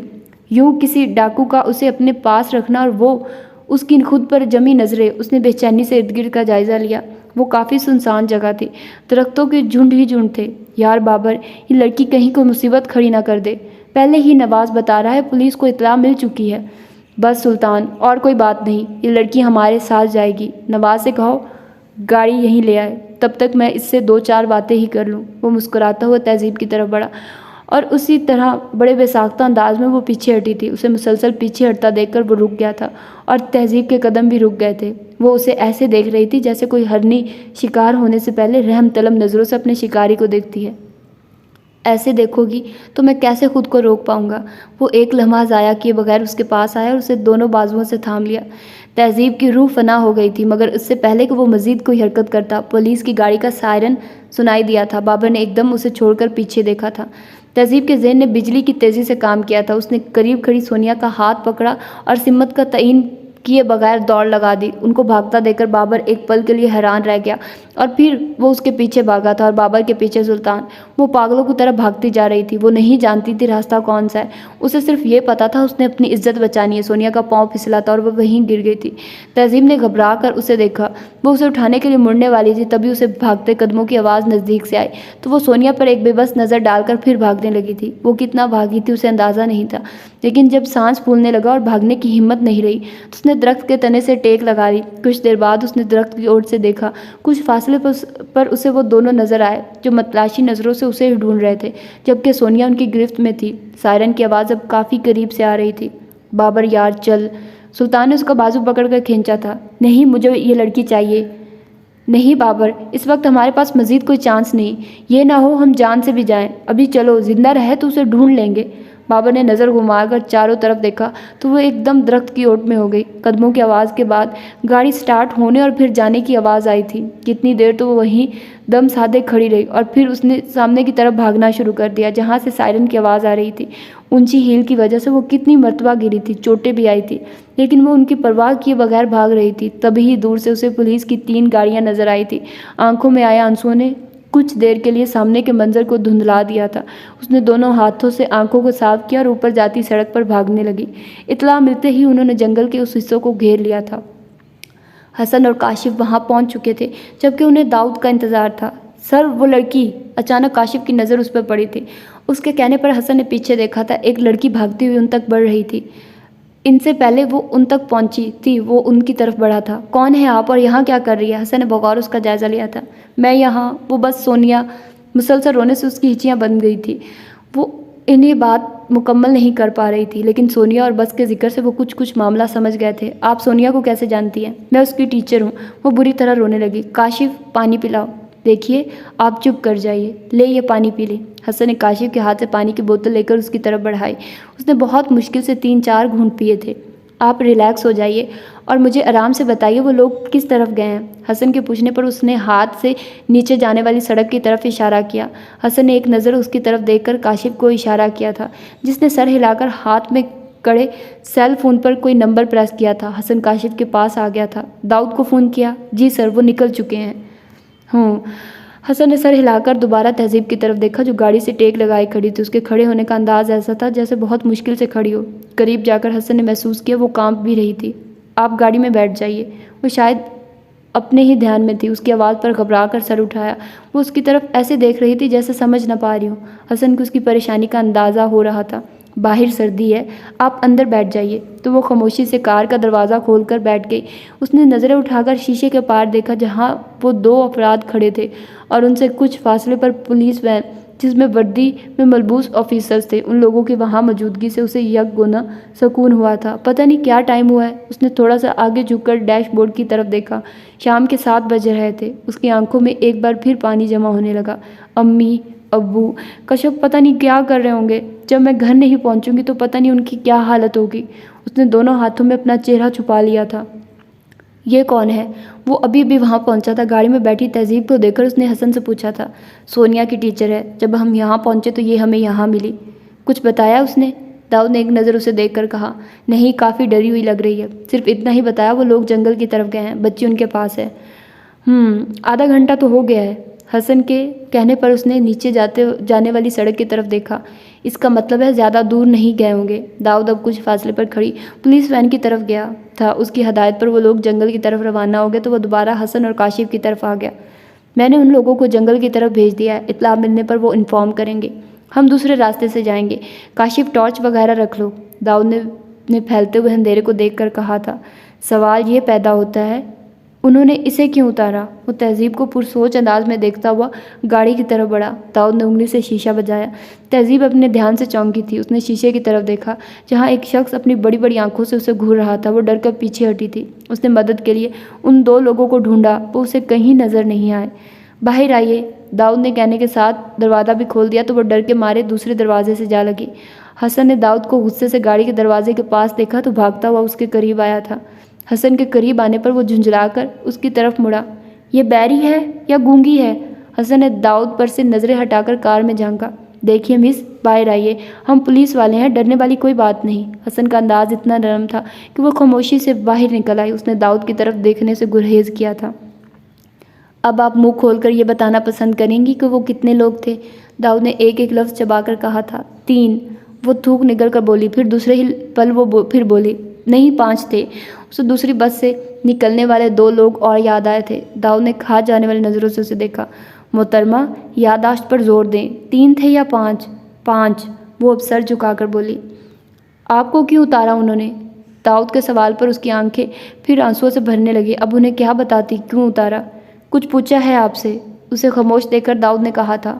پتہ نہیں، وہ اسی طرح جھکے سر کے ساتھ بولی۔ حسن نے اس کے اترے چہرے کو دیکھ کر داؤد کو دیکھا تھا۔ داؤد، کول ڈاؤن یار، وہ پہلے ہی ڈری ہوئی ہے اور اب چلو، پہلے ہی کافی دیر ہو گئی ہے۔ حسن کی بات پر اس نے گہرا سانس لیا تھا۔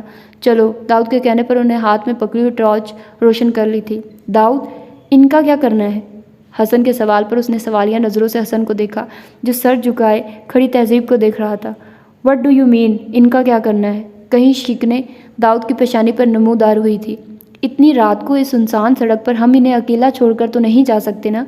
تو تمہارا کیا مطلب ہے یہ ہمارے ساتھ جائے گی؟ اب کہ داؤد نے حیرت سے حسن کو دیکھا، جس کے چہرے پر ہاں والے تاثرات تھے۔ اوہ کم آن حسن، ہم وہاں مجرموں کو پکڑنے جا رہے ہیں، پکنک اسپاٹ پر نہیں جا رہے۔ وہاں ہماری اپنی جان کو خطرہ ہے، اس کو کہاں سنبھالتے پھریں گے؟ سر ٹھیک کہہ رہے ہیں حسن سر، کب سے خاموش کھڑے کاشف نے بھی اکتا کر کہا تھا۔ حسن کو داؤد سے اتفاق تو تھا، لیکن اسے اس لڑکی کا بھی خیال تھا، اور تہذیب سر جھکائے ان کے فیصلے کی منتظر تھی، اور خاموشی میں ایک بار پھر داؤد کی آواز سنائی دی تھی۔ میں جہادات کو فون کر دیتا ہوں، وہ اسے یہاں سے لے جائے گا۔ آخر کار داؤد کو خیال ہی آ ہی گیا۔ داؤد موبائل پر نمبر ڈائل کرتا ہوا آگے نکل گیا، اور اس کے پیچھے کاشف بھی۔ حسن تہذیب کی طرف مڑا۔ آپ گاڑی میں بیٹھ جائیں اور ڈور لاک کر لیں، ابھی کچھ دیر میں ہمارے ایک انسپیکٹر آئیں گے، آپ ان کے ساتھ چلی جانا۔ تہذیب نے نظر اٹھا کر حسن کی طرف دیکھا۔ اتنے اندھیرے میں بھی اس کی آنکھوں میں چمکتے آنسو سے صاف دکھائی دے رہے تھے، لیکن وہ مجبور تھا۔ اس نے سر جھٹک کر خود کو اس سوچ سے آزاد کیا۔ وہ چلا گیا تھا، اور تہذیب وہیں کھڑی ان تینوں کو لمحہ بہ لمحہ دور ہوتے دیکھ رہی تھی۔ ان تینوں کو نظروں سے اوجھل ہونے پر اس نے گھبرائی نظروں سے ارد گرد کا جائزہ لیا۔ دور دور تک کوئی ذی نفس نظر نہیں آ رہا تھا۔ ارد گرد درختوں کے جھنڈ پھیلے تھے، جن کی لمبی لمبی شاخیں عجیب ڈراؤنا سا تاثر دے رہی تھی۔ اس نے جھرجھری لے کر اپنا دوپٹہ اچھی طرح اپنے گرد لپیٹا۔ سردی آہستہ آہستہ اپنا رنگ دکھا رہی تھی، اس کے پاؤں سن ہو رہے تھے۔ امی نے مجھے چادر دی بھی تھی۔ گھر والوں کا خیال آتے ہی اس کی آنکھیں پھر نم ہونے لگی۔ تبھی پیچھے درختوں میں سرسراہٹ ہوئی تھی۔ اس نے چوکنا ہو کر پیچھے دیکھا، لیکن اندھیرے میں کچھ دکھائی نہیں دے رہا تھا۔ وہ جلدی سے کار کا دروازہ بند کر کے بیٹھ گئی اور ڈور لاک کر لیا۔ اسے وہاں بیٹھے ہوئے 5 منٹ سے زیادہ ہو گئے تھے۔ اسے جتنی صورتیں آیت یاد تھی وہ پڑھ رہی تھی، لیکن باوجود کوشش کے وہ اپنے ڈر سے نجات حاصل نہیں کر سکی تھی۔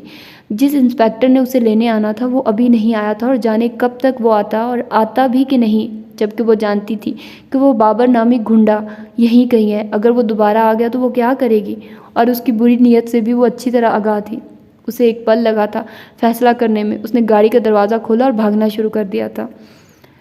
اپنے پیچھے تیز قدموں کی آواز سن کر وہ تینوں تیزی سے مڑے تھے، آنے والے کو دیکھ کر۔ جہاں ان تینوں کے چہروں پر حیرت آئی تھی، وہیں ان تینوں کو اپنی طرف گن تانتے دیکھ کر تہذیب کے منہ سے چینخ نکلی تھی۔ اس کے چینخنے پر ان تینوں نے گن نیچے کر لی تھی۔ آپ یہاں؟ حسن نے حیرت سے اسے دیکھا۔ تہذیب نے ایک دم اس کے آگے ہاتھ جوڑ دیے تھے۔ دیکھیے پلیز، میں آپ کے آگے ہاتھ جوڑتی ہوں، مجھے ساتھ لے جائیے، وہاں مجھے بہت ڈر لگ رہا ہے۔ کہتے ہوئے وہ رو پڑی تھی۔ بے حال ہوتے ہاتھ جوڑے وہ واقعی قابل رحم لگ رہی تھی۔ اس کی حالت دیکھ کر وہ تینوں خاموش ہو گئے تھے۔ ان کی خاموشی پر تہذیب نے سر اٹھا کر انہیں دیکھا، لیکن اتنے اندھیرے میں وہ ان کے تاثرات جاننے سے قاصر تھی۔ پلیز، وہ دوبارہ بولی تو داؤد نے اپنا رخ موڑ لیا۔ ٹھیک ہے، آپ چلیں ہمارے ساتھ۔ حسن کے کہنے پر داؤد غصے سے اس کی طرف مڑا۔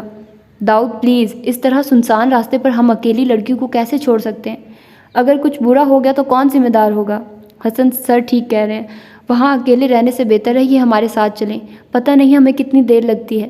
کاشف کی بات پر داؤد نے حیرت سے اسے دیکھا۔ جو ان کو وہ جانتا تھا لڑکیوں کے معاملے میں ان کے جذبات ایسے ہی تھے، لیکن کاشف، اس نے بیزاری سے اس لڑکی کی طرف دیکھا جو سر جھکائے رونے میں مصروف تھی۔ اس کی قابل رحم حالت نے سب کے ووٹ اس کی طرف منتقل کر دیے تھے۔ ہمیں ان لوگوں کو ڈھونڈنے میں صبح بھی ہو سکتی ہے، اور یہ بھی نہیں پتہ وہ کل بھی ملتے ہیں یا نہیں، تو کیا کل تک یہ ہمارے ساتھ اس جنگل ٹائپ جگہ پر بھٹکتی رہے گی؟ داؤد نے ارد گرد پھیلے درختوں کی طرف اشارہ کر کے کہا۔ اس کی بات پر وہ دونوں ایک بار پھر چپ کر گئے تھے۔ میں آپ کو بالکل تنگ نہیں کروں گی، پلیز، تہذیب نے سامنے کھڑے داؤد سے کہا، کیونکہ اتنی دیر میں اسے اندازہ ہو گیا تھا وہ ان کا سینئر ہے، وہ اس کا آرڈر مانتے ہیں، اور وہیں اس کو ساتھ لے جانے کو تیار نہیں، لیکن وہاں اکیلے رہنے سے بہتر تھا وہ ان تینوں کے ساتھ رہے۔ اگرچہ وہ تینوں بھی مرد تھے، لیکن اس کا دل کہہ رہا تھا وہ تینوں مختلف تھے، ان کے ساتھ وہ محفوظ رہے گی۔ اس کے سوا اس کے پاس کوئی آپشن بھی نہیں تھا، سو وہ اللہ کے سہارے ان پر یقین کرنے کے لیے مجبور تھی۔ داؤد نے کچھ کہے بغیر قدم آگے بڑھا دیے۔ اس کے آگے بڑھتے ہی وہ دونوں بھی اس کے پیچھے چل پڑے تو وہ بھی سر جھکائے خاموشی سے ان کے پیچھے چلنے لگے۔ انہیں چلتے ہوئے کافی دیر ہو گئی تھی۔ تہذیب نے پھولی سانسوں کے ساتھ ان تینوں کو دیکھا جو اتنی تیزی سے چل رہے تھے کہ ان کے پیچھے چلنے کے لیے اسے بھاگنا پڑ رہا تھا۔ کچھ اندھیرا، کچھ اونچا نیچا راستہ، ذرا سی بے احتیاطی سے وہ گر بھی سکتی تھی۔ اتنی سردی میں لمبی ہیل کے ساتھ مسلسل چلنے سے اس کی جان نکل رہی تھی۔ تبھی ان تینوں میں سے کسی ایک کے موبائل کی بب بجی تھی۔ وہ لوگ رک گئے تھے۔ داؤد موبائل بند کر کے ان دونوں سے مخاطب ہوا۔ ابھی تک ان لوگوں کا کچھ پتہ نہیں چلا، لیکن یہ شور ہے کہ وہ لوگ اسی ایریا میں ہیں۔ ہمیں کچھ دیر یہیں انتظار کرنا ہوگا۔ ویسے بھی تھوڑی دیر تک صبح ہو جائے گی تو ٹائر کے نشان کے ذریعے جلدی ان تک پہنچ جائیں گے۔ داؤد نے درخت کے ساتھ لٹکی ٹیک لگا لی، شاید وہ خود بھی تھک گیا تھا۔ تہذیب نے بے اختیار اللہ کا شکر ادا کیا، کم از کم تھوڑی دیر بیٹھنا تو نصیب ہوا تھا، ورنہ اسے لگ رہا تھا اس جنگل میں چل چل کر یہیں اس کی روح پرواز کر جائے گی۔ وہ ان تینوں سے کچھ فاصلے پر درخت کے ساتھ ٹیک لگا کر بیٹھ گئی تھی۔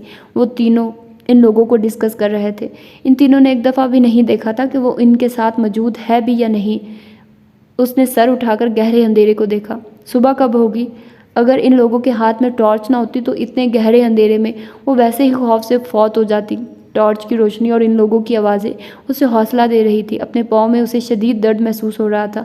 اس نے جوتی کے اسٹریپ کھول کر جوتی اتار دی اور دونوں ہاتھوں سے اپنے پیر دبانے لگی۔ آہستہ آہستہ اس کی آنکھیں بند ہونے لگی۔ ایک تو صبح وہ جلدی اٹھ گئی تھی، دوسرا سفر کے دوران حالات کی وجہ سے ذہنی اور جسمانی تھکن تھی، اور صبح سے اس نے کچھ کھایا بھی نہیں تھا۔ اب تھکن اور نقاہت کی وجہ سے نیند اس پر حاوی ہو رہی تھی۔ اس نے دونوں بازو اپنی ٹانگوں کے گرد لپیٹ کر سر گھٹنوں پر ٹکا دیا۔ کچھ عجیب سا احساس تھا جس نے اسے آنکھیں کھولنے پر مجبور کیا تھا۔ اس نے بندی بندی نظروں سے سامنے دیکھا جہاں وہ بیٹھے تھے، اور اگلے ہی لمحے اس کی آنکھیں معمول سے زیادہ کھل گئی تھی۔ وہ تیزی سے کھڑی ہوئی۔ اس نے متلاشی نظروں سے چاروں طرف دیکھا۔ وہ اسے کہیں نظر نہیں آئے۔ اس کے سوئے ہوئے حواس ایک دم الرٹ ہوئے تھے۔ اندھیرے میں آنکھیں پھاڑ پھاڑ کر انہیں دیکھنے لگی، پر وہ اسے کہیں نظر نہیں آئے۔ سنیں، آپ لوگ کہاں ہیں؟ بڑی مری ہوئی آواز میں اس نے انہیں آواز دی تھی۔ وہ اسے چھوڑ کر چلے گئے، پہلا خیال اسے یہیں آیا، اور یہی خیال اس کو رلا گیا تھا۔ اس نے ڈبڈبائی نظروں سے چاروں طرف پھیلے اندھیرے کو دیکھا، اور پھر وہ راستے کا تعین کیے بغیر بھاگنے لگی۔ بے خیالی میں جوتی وہیں رہ گئی تھی۔ اب ننگے پاؤں دوڑتے ہوئے طرح طرح کی چیزیں اس کے پاؤں سے ٹکرا رہی تھی۔ تبھی اسے لگا کسی نے اس کا دوپٹہ کھینچا تھا، اور اسے لگا جس چیز سے ڈر کر وہ بھاگ رہی ہے وہ وقت آ گیا۔ اس کے منہ سے نکلنے والی چینخ بے ساختہ تھی۔ موبائل پر میسج ملتے ہی وہ تینوں تیزی سے آگے بڑھے تھے۔ انہیں یاد ہی نہیں رہا وہ لڑکی بھی ان کے ساتھ ہے۔ وہ تینوں بہت احتیاط کے ساتھ آگے بڑھ رہے تھے، کیونکہ کسی وقت بھی کچھ بھی ہو سکتا تھا۔ آگے جھاڑیوں میں انہیں ہلچل کا احساس ہوا تھا۔ داؤد نے حسن کو اشارہ کیا۔ ابھی وہ 2 قدم ہی بڑھے تھے جب انہوں نے نسوانی چینخ کی آواز سنی تھی۔ ان تینوں نے چونک کر ایک دوسرے کو دیکھا۔ ایک ہی خیال ان تینوں کے ذہن میں آیا تھا کہ وہ لڑکی ان کے ہتھے چڑھ گئی ہے۔ کاشف کو وہیں رکنے کا کہہ کر وہ دونوں اس سمت میں بھاگے تھے جہاں وہ موجود تھی۔ اس کا دوپٹہ جھاڑیوں میں اٹکا تھا، لیکن وہ اس وقت اتنا ڈری ہوئی تھی کہ اس نے مڑ کر نہیں دیکھا، اور دوپٹہ وہیں چھوڑ کر بھاگی تھی۔ تیزی سے بھاگتے ہوئے وہ بری طرح کسی سے ٹکرائی تھی۔ ٹکر اتنی شدید تھی کہ زمین و آسمان اس کے سامنے گھوم گئے تھے۔ اس نے سر تھام کر نظریں اٹھائی۔ داؤد اسے خون خوار نظروں سے گھور رہا تھا۔ کیا ہوا؟ آپ چینخی کیوں تھی؟ حسن کے سوال پر اس نے خشک ہونٹوں پر زبان پھیری۔ وہ میں ڈر گئی تھی، اس نے سر جھکا کر شرمندگی سے کہا۔ ایڈیٹ، نان سینس، میں نے پہلے ہی کہا تھا اس لڑکی کو ساتھ مت لو، لیکن تمہیں ہی شوق تھا۔ اب بھگتو اس بے وقوف لڑکی کی چینخ کی وجہ سے۔ نہ ہم واپس آتے، نہ وہ ہمارے ہاتھ سے نکلتے۔ اب پتہ نہیں کب تک یہاں خوار ہونا پڑے گا۔ آخر میں وہ بڑبڑایا۔ سر، وہاں تو وہ لوگ نہیں ملے، لیکن اطلاع ملی ہے کہ وہ یہیں کہیں ہیں۔ ان کے آس پاس ہونے کا سن کر تہذیب کے رونگٹے کھڑے ہو گئے تھے۔ حسن، ہمیں ان لوگوں کو زیادہ ایزی نہیں لینا چاہیے۔ ان لوگوں سے کچھ بھی توقع کی جا سکتی ہے۔ اگر ہمیں انہیں گرفتار کرنے میں زیادہ دیر ہو گئی تو مجبوراً اس لڑکی کے پیرنٹس کو ان کے مطالبات ماننے ہوں گے، اور اگر وہ ایسا نہیں کرتے تو اس صورت میں بچی کو مارنا ان کے لیے مشکل کام نہیں۔ داؤد کے کہنے پر تہذیب کی نظروں میں سونیا کی شکل گھومنے لگی۔ اس نے سر اٹھا کر آسمان کی طرف دیکھا۔ ہلکی ہلکی روشنی پھیل رہی تھی۔ پھر اس نے دوبارہ نظریں ان تینوں پر ٹکا دی جو اس سے کچھ فاصلے پر ڈسکشن میں مصروف تھے۔ دن کی پھیلتی روشنی میں ان کے چہرے جو اب واضح طور پر دیکھ سکتی تھی۔ تہذیب کی نظریں داؤد پر ٹھہر گئی۔ وہ ان تینوں میں سب سے لمبا تھا، جبکہ اس کے نقوش پر کشش تھے۔ اس کی باروب شخصیت اسے سب سے نمایاں کرتی تھی۔ جب وہ بڑے غور سے اس کا جائزہ لینے میں مصروف تھی، تبھی داؤد نے بھی اس کی طرف دیکھا تھا۔ اس کا چلتا منہ ایک پل کے لیے رکا تھا۔ تہذیب نے جلدی سے نظریں اس سے ہٹا کر سامنے درخت پر ٹکا دی۔ پتہ نہیں خود کو سمجھتا کیا ہے، کبھی عام حالات میں ملا ہوتا تو اس کی طبیعت ٹھکانے لگا دیتی۔ جنگلی لڑکیوں سے بات کرنے کی تمیز ہی نہیں۔ دل میں اسے اچھی طرح کوسنے کے بعد اس نے دوبارہ ترچھی نظروں سے انہیں دیکھا اور پھر اسے جھٹکا لگا تھا۔ اس نے پوری آنکھیں کھول کر دیکھا، وہ تینوں آگے جا رہے تھے۔ وہ ان کے پیچھے بھاگی، اس کا پاؤں کسی چیز سے ٹکرایا تھا۔ اچانک اس کے منہ سے زوردار چینخ نکلی تھی۔ وہ پاؤں پکڑ کر وہیں بیٹھ گئی۔ بھاری قدموں کی آواز پر اس نے سر اٹھا کر دیکھا۔ داؤد اس کی طرف آ رہا تھا۔ قریب آنے پر داؤد نے کھینچ کر ایک تھپڑ اس کے منہ پر دے مارا تھا۔ تھپڑ اتنا زوردار تھا کہ وہ بیٹھے سے اوندھے منہ زمین پر گری۔ کوئی پتھر بڑی زور سے اس کے ماتھے پر لگا تھا۔ ابھی وہ سنبھل بھی نہیں پائی تھی کہ اس نے بازو سے پکڑ کر اس کا رخ اپنی طرف کیا۔ میں نے تمہیں منع کیا تھا نا کہ اب تمہاری آواز نہ آئے۔ اگر تمہیں اتنا ہی ڈر لگتا ہے تو گھر سے باہر نکلنے کی کیا ضرورت تھی؟ زہر لگتی ہیں مجھے تم جیسی لڑکیاں۔ تہذیب شوق کی کیفیت میں اپنے قریب کھڑے داؤد کو دیکھ رہی تھی۔ وہ درد، تھپڑ، حتیٰ کہ رونا بھول گئی تھی۔ اب اگر تم یہاں سے اٹھی یا تمہاری آواز آئی تو یاد رکھنا یہیں دفن کر دوں گا۔ وہ سختی سے کہہ کر پلٹ گیا۔ ماتھے پر درد محسوس کر کے اس نے ہاتھ سے چھوا۔ نمی محسوس کرنے پر جب اس نے ہاتھ دیکھا وہاں خون لگا تھا۔ اس کی آنکھوں سے آنسو بہنے لگے تھے۔ اس نے بائیں گال پر اپنا ہاتھ رکھ کر جلن کے احساس کو کم کرنے کی کوشش کی تھی۔ تب بھی اس کی نظر پاؤں پر پڑی جو لہو لہان تھا۔ کوئی چیز پاؤں میں چبھی تھی، اسی لیے تو وہ چیخی تھی۔ اس نے روتے ہوئے سر گھٹنوں پر ٹکا دیا۔ جتنا وہ کل سے رو رہی تھی اتنا تو وہ ساری زندگی میں نہیں روئی تھی۔ اس کی زندگی میں 3 مرد تھے، اس کے ابو، اس کے چچا اور مانی۔ انہوں نے کبھی اسے ڈانٹا تک نہیں تھا، اور یہ کیسا شخص تھا جو بات بھی ایسے کرتا تھا جیسے انگارے چبا رہا ہو۔ اور یہ تھپڑ! اس کا بایاں گال بری طرح جلنے لگا تھا۔ اچانک فائرنگ کی آواز پر اس نے گھبرا کر سر اٹھایا۔ ڈر کے مارے اس کی جان نکل رہی تھی، لیکن پھر بھی وہ وہاں سے ہلی نہیں تھی۔ داؤد کا خوف اس ڈر پر حاوی آ گیا تھا۔ مسلسل فائرنگ کی آواز پر اس نے دونوں ہاتھ کانوں پر رکھ کر چہرہ گھٹنے میں چھپا لیا۔ کافی دیر گزر گئی تھی، خاموشی بھی چھا گئی تھی۔ بھاگتے قدموں کی آواز اس کے قریب آ کر رک گئی تھی۔ تہذیب نے ڈرتے ڈرتے نظریں اٹھا کر اسے دیکھا۔ جلدی اٹھو، ہمیں چلنا ہے، کہہ کر وہ رکا نہیں تھا۔ چند قدموں پر اسے احساس ہوا کہ وہ اس کے ساتھ نہیں۔ مڑتے ہی اس کی پیشانی پر شکنیں نمودار ہوئی تھی۔ وہ جہاں تھی وہیں بیٹھی تھی۔ تمہیں سنائی نہیں دیا؟ اس کے سر پر آ کر گرجا تھا۔ تہذیب نے بڑی بے بسی سے سامنے کھڑے داؤد کو اور پھر اپنے پاؤں کو دیکھا تھا، اور اس کی نظروں کے تعاقب میں اس کی نظر اس کے زخمی پاؤں پر پڑی تھی۔ وہ گہرا سانس لیتے ہوئے اس کے قریب بیٹھ گیا۔ اس کے قریب بیٹھتے تہذیب نے آنکھیں زور سے بند کر لی اور دوسرے تھپڑ کا انتظار کرنے لگی، اور جب کافی دیر تک کوئی آواز نہیں آئی تو اس نے آنکھیں کھول دی۔ وہ اپنی جیب میں سے کچھ نکالنے میں مصروف تھا۔ اچانک اس نے تہذیب کا پاؤں پکڑ کر اپنے گھٹنے پر رکھ لیا۔ تہذیب درد بھول کر حیرت سے اس کا منہ دیکھنے لگی، جو بہت غور سے زخمی حصے کو دیکھ رہا تھا۔ داؤد نے پاؤں کے اس حصے کو دبایا جہاں سے خون نکل رہا تھا۔ تکلیف پر تہذیب نے بے ساختہ اپنا پاؤں کھینچا تھا۔ داؤد کی نظریں اس کے چہرے کی طرف اٹھی، جہاں رونے کا پروگرام صاف نظر آ رہا تھا۔ کانچ کا ٹکڑا پاؤں میں ہے، میں نکال رہا ہوں، درد ہوگا، آواز نہیں آنی چاہیے، اس نے ساتھ تنبیہ بھی کر دیا۔ تہذیب نے اپنے دونوں ہاتھ سختی سے اپنے ہونٹوں پر رکھ لیے تھے۔ اس نے جھٹکے سے وہ ٹکڑا نکالا تھا۔ تکلیف کا ایک احساس تھا جو اس کے سارے جسم میں سرایت کر گیا تھا، لیکن سامنے بیٹھے شخص کا ڈر اتنا حاوی تھا کہ اس کی آواز اندر ہی دب کے رہ گئی۔ ٹکڑا نکال کر داؤد نے اس کا چہرہ دیکھا، جو دونوں ہاتھ ہونٹوں پر رکھے آنکھیں زور سے نیچے بیٹھی تھی۔ اس کے ہونٹوں پر ایک پل کے لیے مسکراہٹ آئی تھی۔ اس کے پیر پر رومال باندھ کر وہ کھڑا ہو گیا تھا۔ تہذیب نے کھڑے ہونے کی کوشش کی تھی، لیکن زخمی پاؤں پر دباؤ پڑتے ہی درد کی لہر سارے وجود میں سرایت کر گئی۔ داؤد کو اپنی طرف دیکھتا پا کر اس کی گھبراہٹ میں اضافہ ہوا تھا۔ میں سچ کہہ رہی ہوں، میرے پاؤں میں بہت درد ہو رہا ہے، چلا بھی نہیں جا رہا۔ اس کے روحان سے انداز پر داؤد نے غور سے اس کی شکل دیکھی۔ اس کے ماتھے پر زخم تھا، جبکہ بائیں رخسار پر 4 انگلیوں کے نشان کافی واضح تھے۔ رونا بند کرو، تہذیب نے جلدی سے آنسو صاف کیے۔ ہاتھ دو اپنا۔ جی؟ تہذیب نے حیرت سے اسے دیکھا۔ کم سنائی دیتا ہے؟ میں نے کہا ہاتھ دو۔ اس کے زور سے بولنے پر اس نے بے ساختہ انداز اپنا ہاتھ اس کی چوڑی ہتھیلی پر رکھ دیا۔ داؤد نے اسے کھینچ کر کھڑا کیا تھا۔ ابھی وہ ٹھیک طرح سے کھڑی بھی نہیں ہو پائی تھی کہ داؤد نے اپنا دوسرا ہاتھ اس کے کندھے کے گرد پھیلا کر اسے اپنے ساتھ کر کے اپنے سہارے سے چلانا شروع کر دیا۔ یہ سب اتنا اچانک تھا کہ وہ حیرت کے مارے اس کا منہ دیکھنے لگی، لیکن وہ اس کی طرف متوجہ نہیں تھا۔ اپنے گرد پھیلے اس کے بازو کے لمس نے اس کے چہرے کو سرخ کر دیا تھا۔ اس کا سر جھک گیا تھا۔ اس کے موبائل کی بپ بجی تو اس نے تیزی سے اپنا موبائل نکالا، اور اگلے ہی لمحے وہ اس کے گرد پھیلا اپنا دایاں ہاتھ بھی ہٹا چکا تھا، اور وہ جو بالکل اس کے سہارے پر تھی توازن برقرار نہ رہنے پر نیچے جا گری और वो जो फ़ोन सुन रहा था। उसने मुड़ कर देखा, उसे ज़मीन पर बैठा देखकर पहले तो वो हैरान हुआ, फिर समझ में आने पर उसके होंठों पर मुस्कुराहट आई थी। तहज़ीब उसे ही देख रही थी। उसे मुस्कुराता देखकर उसे शदीद हतक का एहसास हुआ था। तहज़ीब ने गुस्से से अपने ज़ख्मी पाँव को देखा। ना वो ज़ख्मी होती, ना उसका सहारा लेना पड़ता। पता नहीं मैं कब यहाँ से निकलूँगी, कब इस आदमी से मेरी जान छूटेगी। उसने सोचने के साथ सामने देखा तो धक से रह गई। वो बड़े अनहमाक से उसका जायज़ा ले रहा था। उसका दर्द कहीं हवा हो गया। उसे अचानक अपने हुलिया का एहसास हुआ था। दुपट्टा भी नदारुद था। उसने अपनी टांगें समेटकर उन्हें सीने से लगा लिया और इज़्तिराबी अंदाज में अपने चेहरे के गिर्द फैले बालों को कान के पीछे अड़सा और दोबारा डरते डरते सामने देखा। वो अब अपनी जैकेट उतार रहा था। डर के मारे उसका रंग बिल्कुल सफ़ेद पड़ गया था। पता नहीं आज के दिन के लिए अल्लाह ताला ने उसके लिए क्या फ़ैसला किया था। वो एक मर्द से अपनी इज्जत बचाकर भागी थी और अब ये दूसरा इम्तिहान। उसे नहीं भूलना चाहिए था कि वो भी एक मर्द है। दाऊद को अपनी तरफ बढ़ता कदम देख कर उसने बड़ी लाचारी से अपने ज़ख्मी पाँव को देखा और फिर इर्द गिर्द अपने बचाव के लिए किसी चीज़ की तलाश की। वो उसके बिल्कुल करीब आकर रुका था। तहज़ीब की मुट्ठियाँ भींच गई थी। ये जैकेट पहन लो। दाऊद ने जैकेट उसके करीब फेंकी थी। उसने झटके से सर उठाकर उसे देखा। उसके देखने पर उसने नज़रों का ज़ाविया बदल लिया।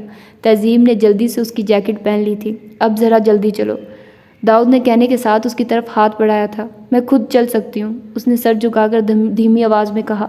दाऊद ने एक नज़र उसके झुके सर को देखा और कंधे अचकाकर चल पड़ा। उसे खड़ा होने के लिए अपनी पूरी हिम्मत सर्फ करना पड़ी थी, लेकिन वो अब दाऊद का सहारा नहीं लेना चाहती थी। 3 कदमों पर उसकी जान आधी हो गई थी। वो दरख्त के सहारे टेक लगाकर खड़ी हो गई। अगर तुम्हें ये जंगल बसेरा करने के लिए इतना ही पसंद आ गया है तो साफ बता दो, हमारा टाइम क्यों ज़ाया कर रही हो? मुझसे चला नहीं जा रहा, कहते हुए वो रो पड़ी थी। तो क्या करूं, उठा कर ले जाऊं तुम्हें? दाऊद की बात पर वो बौखला कर उसे देखने लगी। देखो, मैं बड़ी मुश्किल से तुम्हारे नखरे बर्दाश्त कर रहा हूँ। अब अगर मज़ीद तुमने कोई नखरा किया तो तुम्हें यहीं छोड़ जाऊँगा। तभी उसके मोबाइल पर बेल हुई थी। बोलो, दाऊद फाड़ खाने वाले अंदाज में बोला। क्या तकलीफ़ है, रो क्यों रहे हो? अब आ भी चुको कि वहीं सोना है? जवाबन हसन भी उसी अंदाज में बोला।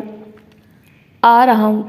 दाऊद ने मोबाइल ऑफ करके जीन्स की जेब में घुसाया और तहज़ीब की तरफ बढ़ा और अगले ही पल वो उसके बाजुओं में थी। उसने सटपटाकर दाऊद की तरफ देखा, लेकिन वो सीधा चलता जा रहा था। उसके माथे की शिकनों की वजह से उसके अल्फाज कहीं अंदर ही रह गए। मुसलसल खामोशी पर दाऊद ने सर झुकाकर उसे देखा, जिसने सख्ती से अपनी आंखें बंद कर रखी थी। साथ साथ उसका मुँह भी खुल गया। दाऊद ने उसके तासुरात देखे, लेकिन उन्हें नज़रअंदाज करके वो गाड़ी के करीब आ गया। अब तुम आंखें खोल सकती हो, उसकी धीमी आवाज़ पर तहज़ीब ने पट से आंखें खोल दी। दाऊद ने उसे नीचे उतार दिया। तहज़ीब ने सुर्ख होते चेहरे के साथ नज़रें झुका गई। अब की बार दाऊद ने गौर से उसके झुके चेहरे को देखा और उसे नर्वस देखकर उसने अपना रुख मोड़ लिया था। ओ हेलो, हसन ने उसके सामने हाथ लहराया। वो चौंक कर उसकी तरफ मुतवज्जा हुआ। बड़ी देर कर दी मेहरबान आते आते। हसन ने एक नज़र तहज़ीब को देखने के बाद दाऊद को देखा। इसके पाँव में चोट लग गई थी। ओह आई सी, लगता है काफ़ी गहरी चोट आई है। हसन ने सर से पैर तक दाऊद को मुस्कुराती नज़रों से देखा। मैं अपनी नहीं, इसकी बात कर रहा हूँ। अब के दाऊद ने गुस्से से उसे देखा। बच्ची कहाँ है? बच्ची को खावर लेकर रवाना कर दिया है, जबकि इन लोगों को भी थाने भिजवा दिया है। इनके जवाब पर वो सर हिलाकर गाड़ी की तरफ मुड़ गया। गाड़ी में बैठते ही हसन ने मुड़कर तहज़ीब को देखा और अगले ही पल उसके चेहरे पर संजीदगी नुमायाँ थी। उसने बड़े गौर से तहज़ीब का चेहरा देखा, जहाँ बाएं रुखसार पर थप्पड़ के निशान बहुत वाज़ेह थे और माथे पर भी चोट का निशान था। उसने बड़े अफसोस से दाऊद की तरफ देखा, जो नज़रें चुरा गया था। उनके बैठते ही काशिफ ने कार स्टार्ट कर दी और गाड़ी के चलते ही तहज़ीब ने सुकून का सांस लिया। गाड़ी में मुकम्मल खामोशी थी। ड्राइविंग सीट पर काशिफ था, उसके साथ हसन और उससे कुछ फासले पर दाऊद था। वो चारों ही खामोश थे। तहज़ीब ने गर्दन मोड़कर खुद से कुछ फासले पर बैठे दाऊद को देखा, जो कुछ देर पहले उससे बहुत करीब था और अब गर्दन मोड़े अनजान भी लग रहा था। तभी हसन ने मुड़कर उसकी तरफ देखा था। आपका नाम क्या है? तहज़ीब ने हैरत से उसे देखा, लेकिन वो बड़ी संजीदगी से उसे देख रहा था। तहज़ीब, वो धीमी आवाज़ में बोली थी। Nice name. और आप रहती कहाँ हैं? लाहौर। वो शायद आगे भी कुछ पूछना चाहता था जब दाऊद बोल पड़ा। अगर इंटरव्यू पूरा हो गया हो तो मैं कुछ अर्ज़ करूं? बको, हसन ने बड़े शाहाना अंदाज में कहा था। इस वक्त हम लाहौर नहीं जा सकते, ऑफिस जाकर इन लोगों के बयानात भी लेने हैं। तो फिर इसका क्या करें? वो तहज़ीब के बारे में ऐसे बात कर रहा था जैसे वो यहाँ मौजूद ही ना हो। जाहिर सी बात है, तहज़ीब हमारे साथ है तो हमारी जिम्मेदारी है, हमें इनके ठहरने का बंदोबस्त करना होगा। दाऊद ने गाड़ी चलाते काशिफ को देखा। उसकी नज़रों का मफहूम समझकर काशिफ जल्दी से बोला, सर आप जानते हैं मैं अकेला रहता हूँ। اس سے پہلے کہ وہ حسن سے کہتا وہ بھی بول پڑا، ماما پاپا گھر پر نہیں، تمہیں پتہ ہے میں بھی اکیلا ہوں، ویسے مجھے کوئی پرابلم نہیں، تم تہذیب سے پوچھ لو۔ حسن کی بات پر تہذیب نے گھبرا کر داؤد کو دیکھا کہ پتہ نہیں وہ کیا فیصلہ کرتا ہے۔ آپ میرے ابو کو فون کر دیں، وہ مجھے لینے آ جائیں گے، تہذیب نے ان کی مشکل آسان کر دی تھی۔ داؤد نے کوئی جواب نہیں دیا تھا۔ گاڑی ایک بڑے سے گھر کے آگے رکی تھی، وہ تینوں اتر آئے تھے۔ حسن نے بیل بجائی تھی، کاشف نے اس کی طرف کا دروازہ کھولا، لیکن وہ اپنی دائیں ٹانگ کو حرکت نہیں دے سکتی تھی۔ گیٹ کھل چکا تھا اور ایک لڑکا باہر آیا تھا اور اس کے پیچھے ایک خاتون۔ شکر ہے تم لوگ آ گئے، رات ایک پل بھی میری آنکھ نہیں لگی، طرح طرح کے وہم ستاتے رہے، کم از کم بندہ فون ہی کر دیتا ہے۔ وہ خاتون حسن کو دیکھتے ہی شروع ہو گئی۔ حسن نے ہنس کر ان کے کندھے کے گرد ہاتھ رکھا تھا۔ آنٹی آپ پریشان نہ ہوا کریں، آپ جانتی ہیں یہ سب تو ہماری ڈیوٹی کا حصہ ہے۔ اچھا اب اندر چلو کہ باہر ہی کھڑے رہنا ہے؟ حسن نے داؤد کی طرف دیکھا تھا اور داؤد نے کار کی طرف۔ دانیال اور قمر دونوں نے ان کے تعاقب میں دیکھا اور تہذیب کو دیکھ وہ دونوں ہی حیران ہوئے تھے۔ یہ قمر بیگم صرف اتنا ہی کہہ سکی تھی، ماما اسے اندر لے جائیے، باقی باتیں بعد میں کرتے ہیں۔ قمر بیگم باہر آ گئی تھی، انہوں نے تہذیب کو گاڑی سے نکالا اور سہارا دے کر اندر لائی تھی۔ دانیال دیکھو اگر انکل ہاشمی گھر ہوں تو انہیں بلا لاؤ۔ داؤد کے کہنے پر دانیال اور قمر بیگم پریشانی سے اسے دیکھنے لگے۔ داؤد تمہیں چوٹ لگی ہے؟ قمر نے بڑی بے چینی سے اس کا جائزہ لیا۔ میں ٹھیک ہوں مما، اس کے پاؤں میں چوٹ لگی ہے۔ قمر اسے دیکھنے لگی۔ جب کہ دانیال باہر نکل گیا، قمر بیگم اس کے قریب بیٹھ گئی تھی اور اس کی چوٹوں کو دیکھنے لگی۔ یہ کیسے لگی بیٹا؟ قمر کے سوال پر تہذیب نے سامنے بیٹھے داؤد کو دیکھا، وہ اسے ہی دیکھ رہا تھا۔ مما میں آپ کو بتا دوں گا، کچھ ناشتے کا بندوبست کر دیں۔ قمر نے ایک نظر داؤد کو دیکھا اور کھڑی ہو گئی۔ کمرے میں اس وقت صرف وہ دونوں تھے، کاشف تو کار لے کر چلا گیا تھا اور حسن بھی نظر نہیں آ رہا تھا۔ تہذیب نے جھکا سر اٹھا کر دوبارہ داؤد کی طرف دیکھا جو آنکھیں بند کیے صوفے کی بیگ سے ٹیک لگائے بیٹھا تھا۔ اس کی سمجھ میں نہیں آ رہا تھا اسے کیسے بلائے۔ آخرکار پوری ہمت مجتمع کر کے اس نے اسے پکارا تھا۔ سنیے، داؤد نے گردن سیدھی کر کے اسے دیکھا، مجھے گھر فون کرنا ہے، وہ پریشان ہوں گے۔ داؤد گہرا سانس لے کر کھڑا ہوا اور کارڈ لیس اس کی طرف بڑھایا اور خود باہر نکل گیا۔ نمبر ڈائل کرتے ہوئے اس کا ہاتھ بری طرح کانپ رہا تھا۔ دوسری طرف بیل کی آواز جا رہی تھی اور پھر کشف کی آواز سنائی دی۔ آنسوؤں کا اتنا غلبہ تھا کہ وہ کچھ بول ہی نہیں سکی۔ بڑی مشکل سے اس نے ہیلو بولا تھا۔ تہذیب؟ کشف چینکی تھی۔ ابو امی دیکھیے تہذیب کا فون ہے۔ کشف خوشی کے مارے چینکنے لگی تھی۔ اصغر صاحب نے فون کشف کے ہاتھ سے لے لیا تھا۔ تہذیب میری بچی کہاں ہو تم ٹھیک تو ہو؟ ابو؟ ان کی آواز سنتے ہی پھر بے چین ہو گئی تھی، اس کے آنسوؤں میں روانی آ گئی تھی۔ کسی نے اس کے ہاتھ سے فون لے لیا تھا۔ تہذیب نے نظریں اٹھا کر دیکھا، داؤد اس کے سر پر کھڑا خشمگین نظروں سے اسے گھور رہا تھا۔ السلام علیکم، میں اسلام آباد سے SSP داؤد احمد بات کر رہا ہوں۔ آپ کی بیٹی تہذیب ہمارے پاس خیریت کے ساتھ موجود ہے۔ ایک ایکسیڈنٹ کی وجہ سے انہیں کچھ چوٹیں آئی ہیں جس کی وجہ سے وہ فوراً ٹریول نہیں کر سکتی۔ دوسری طرف سے ابو نے کچھ کہا تھا کہ وہ خاموش ہوا تھا۔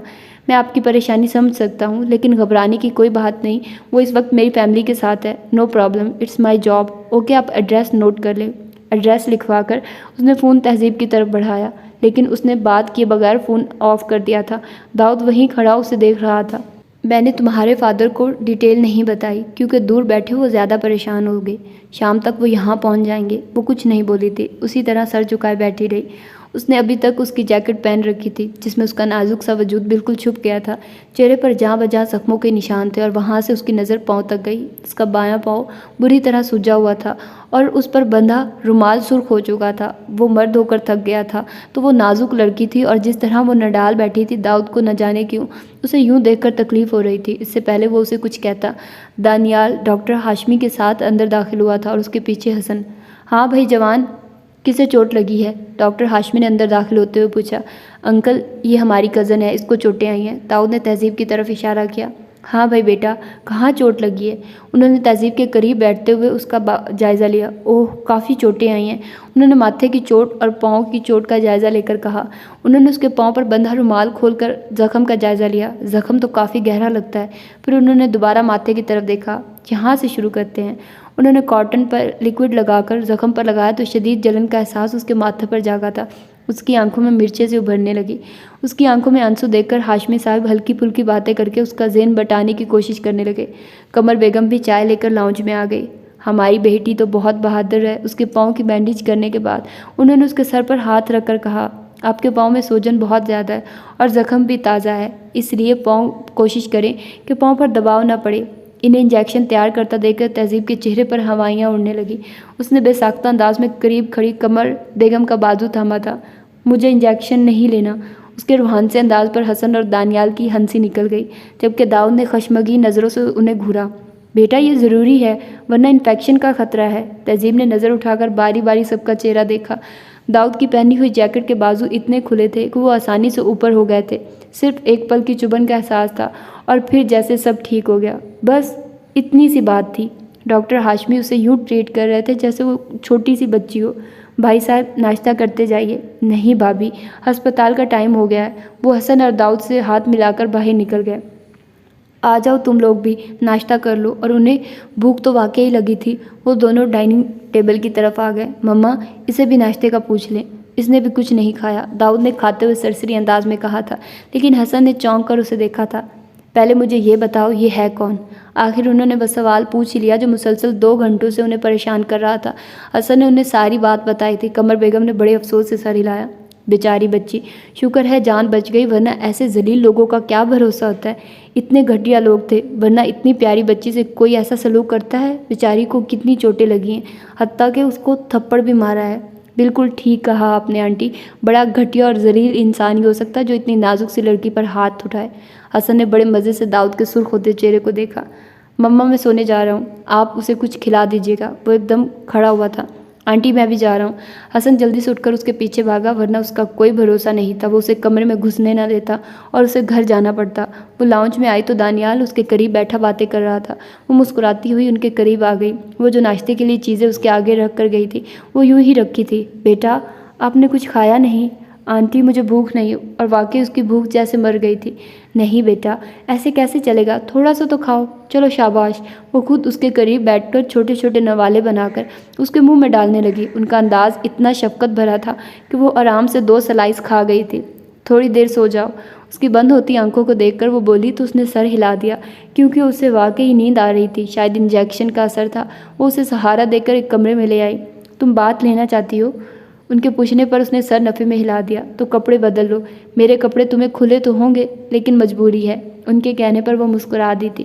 اسے کپڑے پکڑا کر وہ باہر چلی گئی تھی۔ جیکٹ اتار کر کتنی دیر وہ اسے دیکھتی رہی، پھر آہستگی سے اسے بیڈ پر رکھ دیا۔ اس نے نظریں گھما کر دیکھا تو اسے ایک اور دروازہ نظر آ گیا جو یقیناً واش روم تھا۔ بیڈ پر لیٹتے ہی زخم پھر درد دینے لگے تھے۔ کچھ دیر تو وہ بے چینی سے کروٹیں بدلتی رہی، لیکن پھر نیند کی دیوی اس پر مہربان ہو ہی گئی۔ وہ گہری نیند میں تھی، لیکن کوئی ایسا احساس تھا جس نے اسے آنکھ کھولنے پر مجبور کر دیا تھا۔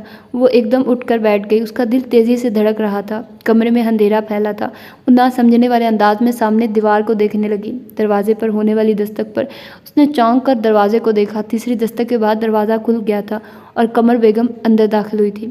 اٹھ گئی بیٹا، وہ اس کے قریب آ کر بولی تو وہ مسکرا دی۔ آپ کے ابو آئے ہیں۔ اس نے ان کی طرف ایسے دیکھا جیسے یقین نہ آیا ہو۔ وہ تیزی سے بیڈ سے اترنے لگی تھی، لیکن بایاں پاؤں زمین پر رکھتے ہی وہ کرا کر وہیں بیٹھ گئی۔ قمر بیگم نے جلدی سے اس کے کندھے پر ہاتھ رکھ کر اسے اٹھنے سے روکا۔ تم بیٹھو، میں انہیں یہیں لے آتی ہوں، وہ کہہ کر باہر نکل گئی۔ وہ دونوں مٹھیاں بھینجے خود پر قابو پانے کی کوشش کر رہی تھی۔ اس نے سوچا وہ ان سے آرام سے بات کرے گی، رو کر انہیں پریشان نہیں کرے گی۔ اس کے برعکس اس کی آنکھیں بار بار بھری جا رہی تھی۔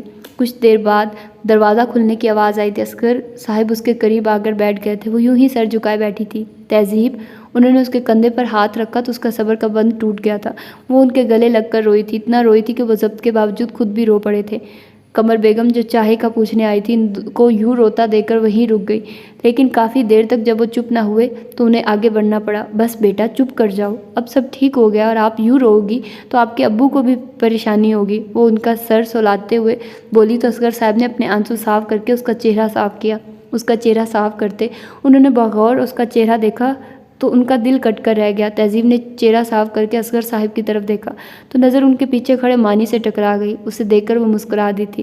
یہ سب کیسے ہوا؟ اصغر صاحب کے سوال پر اس نے مانی پر سے نظریں ہٹا کر انہیں دیکھا، اور پھر جو ہوا تھا اس نے سب انہیں بتا دیا تھا۔ وہ کوئی غیر تو نہیں تھے کہ ان سے کچھ چھپایا جاتا۔ ساری باتیں سن کر اصغر صاحب کا رنگ سفید پڑ گیا تھا۔ کتنی دیر یوں ہی سر جھکائے بیٹھے رہے۔ تایا جی چلیں؟ مانی کی آواز پر ان تینوں نے چونک کر اسے دیکھا۔ ایس ایس پی صاحب سے ملاقات ہو سکتی ہے؟ اصغر صاحب نے قمر بیگم کو دیکھا۔ وہ کچھ دیر پہلے پولیس اسٹیشن گیا ہے۔ اوہ، اصغر صاحب نے افسوس سے سر ہلایا۔ میں ان کا شکریہ ادا کرنا چاہتا تھا۔ شکریہ کا لفظ تو بہت چھوٹا ہے، جو انہوں نے میری بیٹی کے لیے کیا، اللہ تعالیٰ انہیں اس کا اجر دے۔ آپ بہت خوش قسمت ہیں جو اتنے بہادر اور نیک بیٹے کی ماں ہیں۔ تہذیب نے چونک کر اپنے باپ کا چہرہ دیکھا۔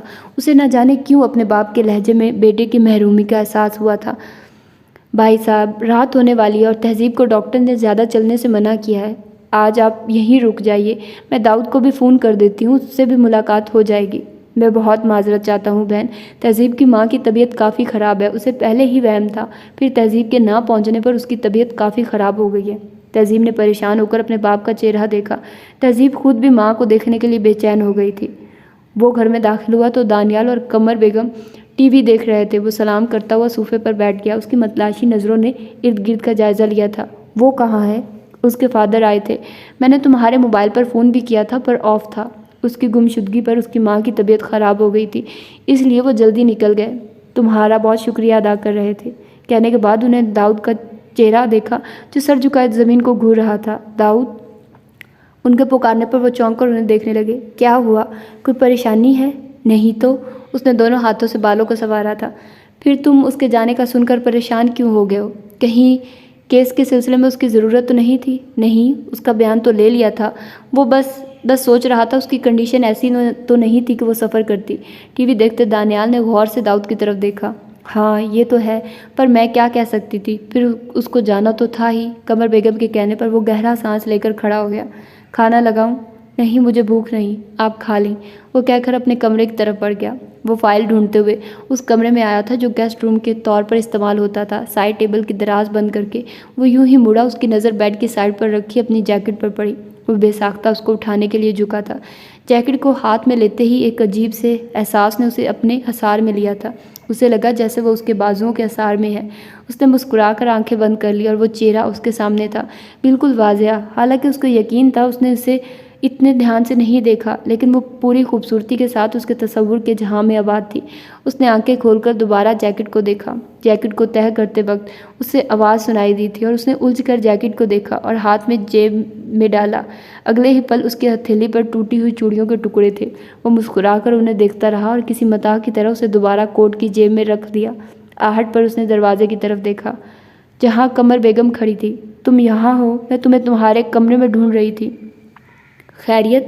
وہ جیکٹ دائیں بازو پر ڈال کر بولا۔ ہاں خیریت ہی ہے، وہ میجر احمد کا فون آیا تھا۔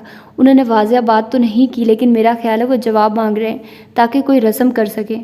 اور داؤد کی کچھ دیر پہلے والی محسوس کی جانے والی کیفیت ہوا ہو گئی تھی۔ تو پھر بیٹا کیا جواب دوں انہیں؟ مما آپ انہیں منع کر دیں۔ کیوں؟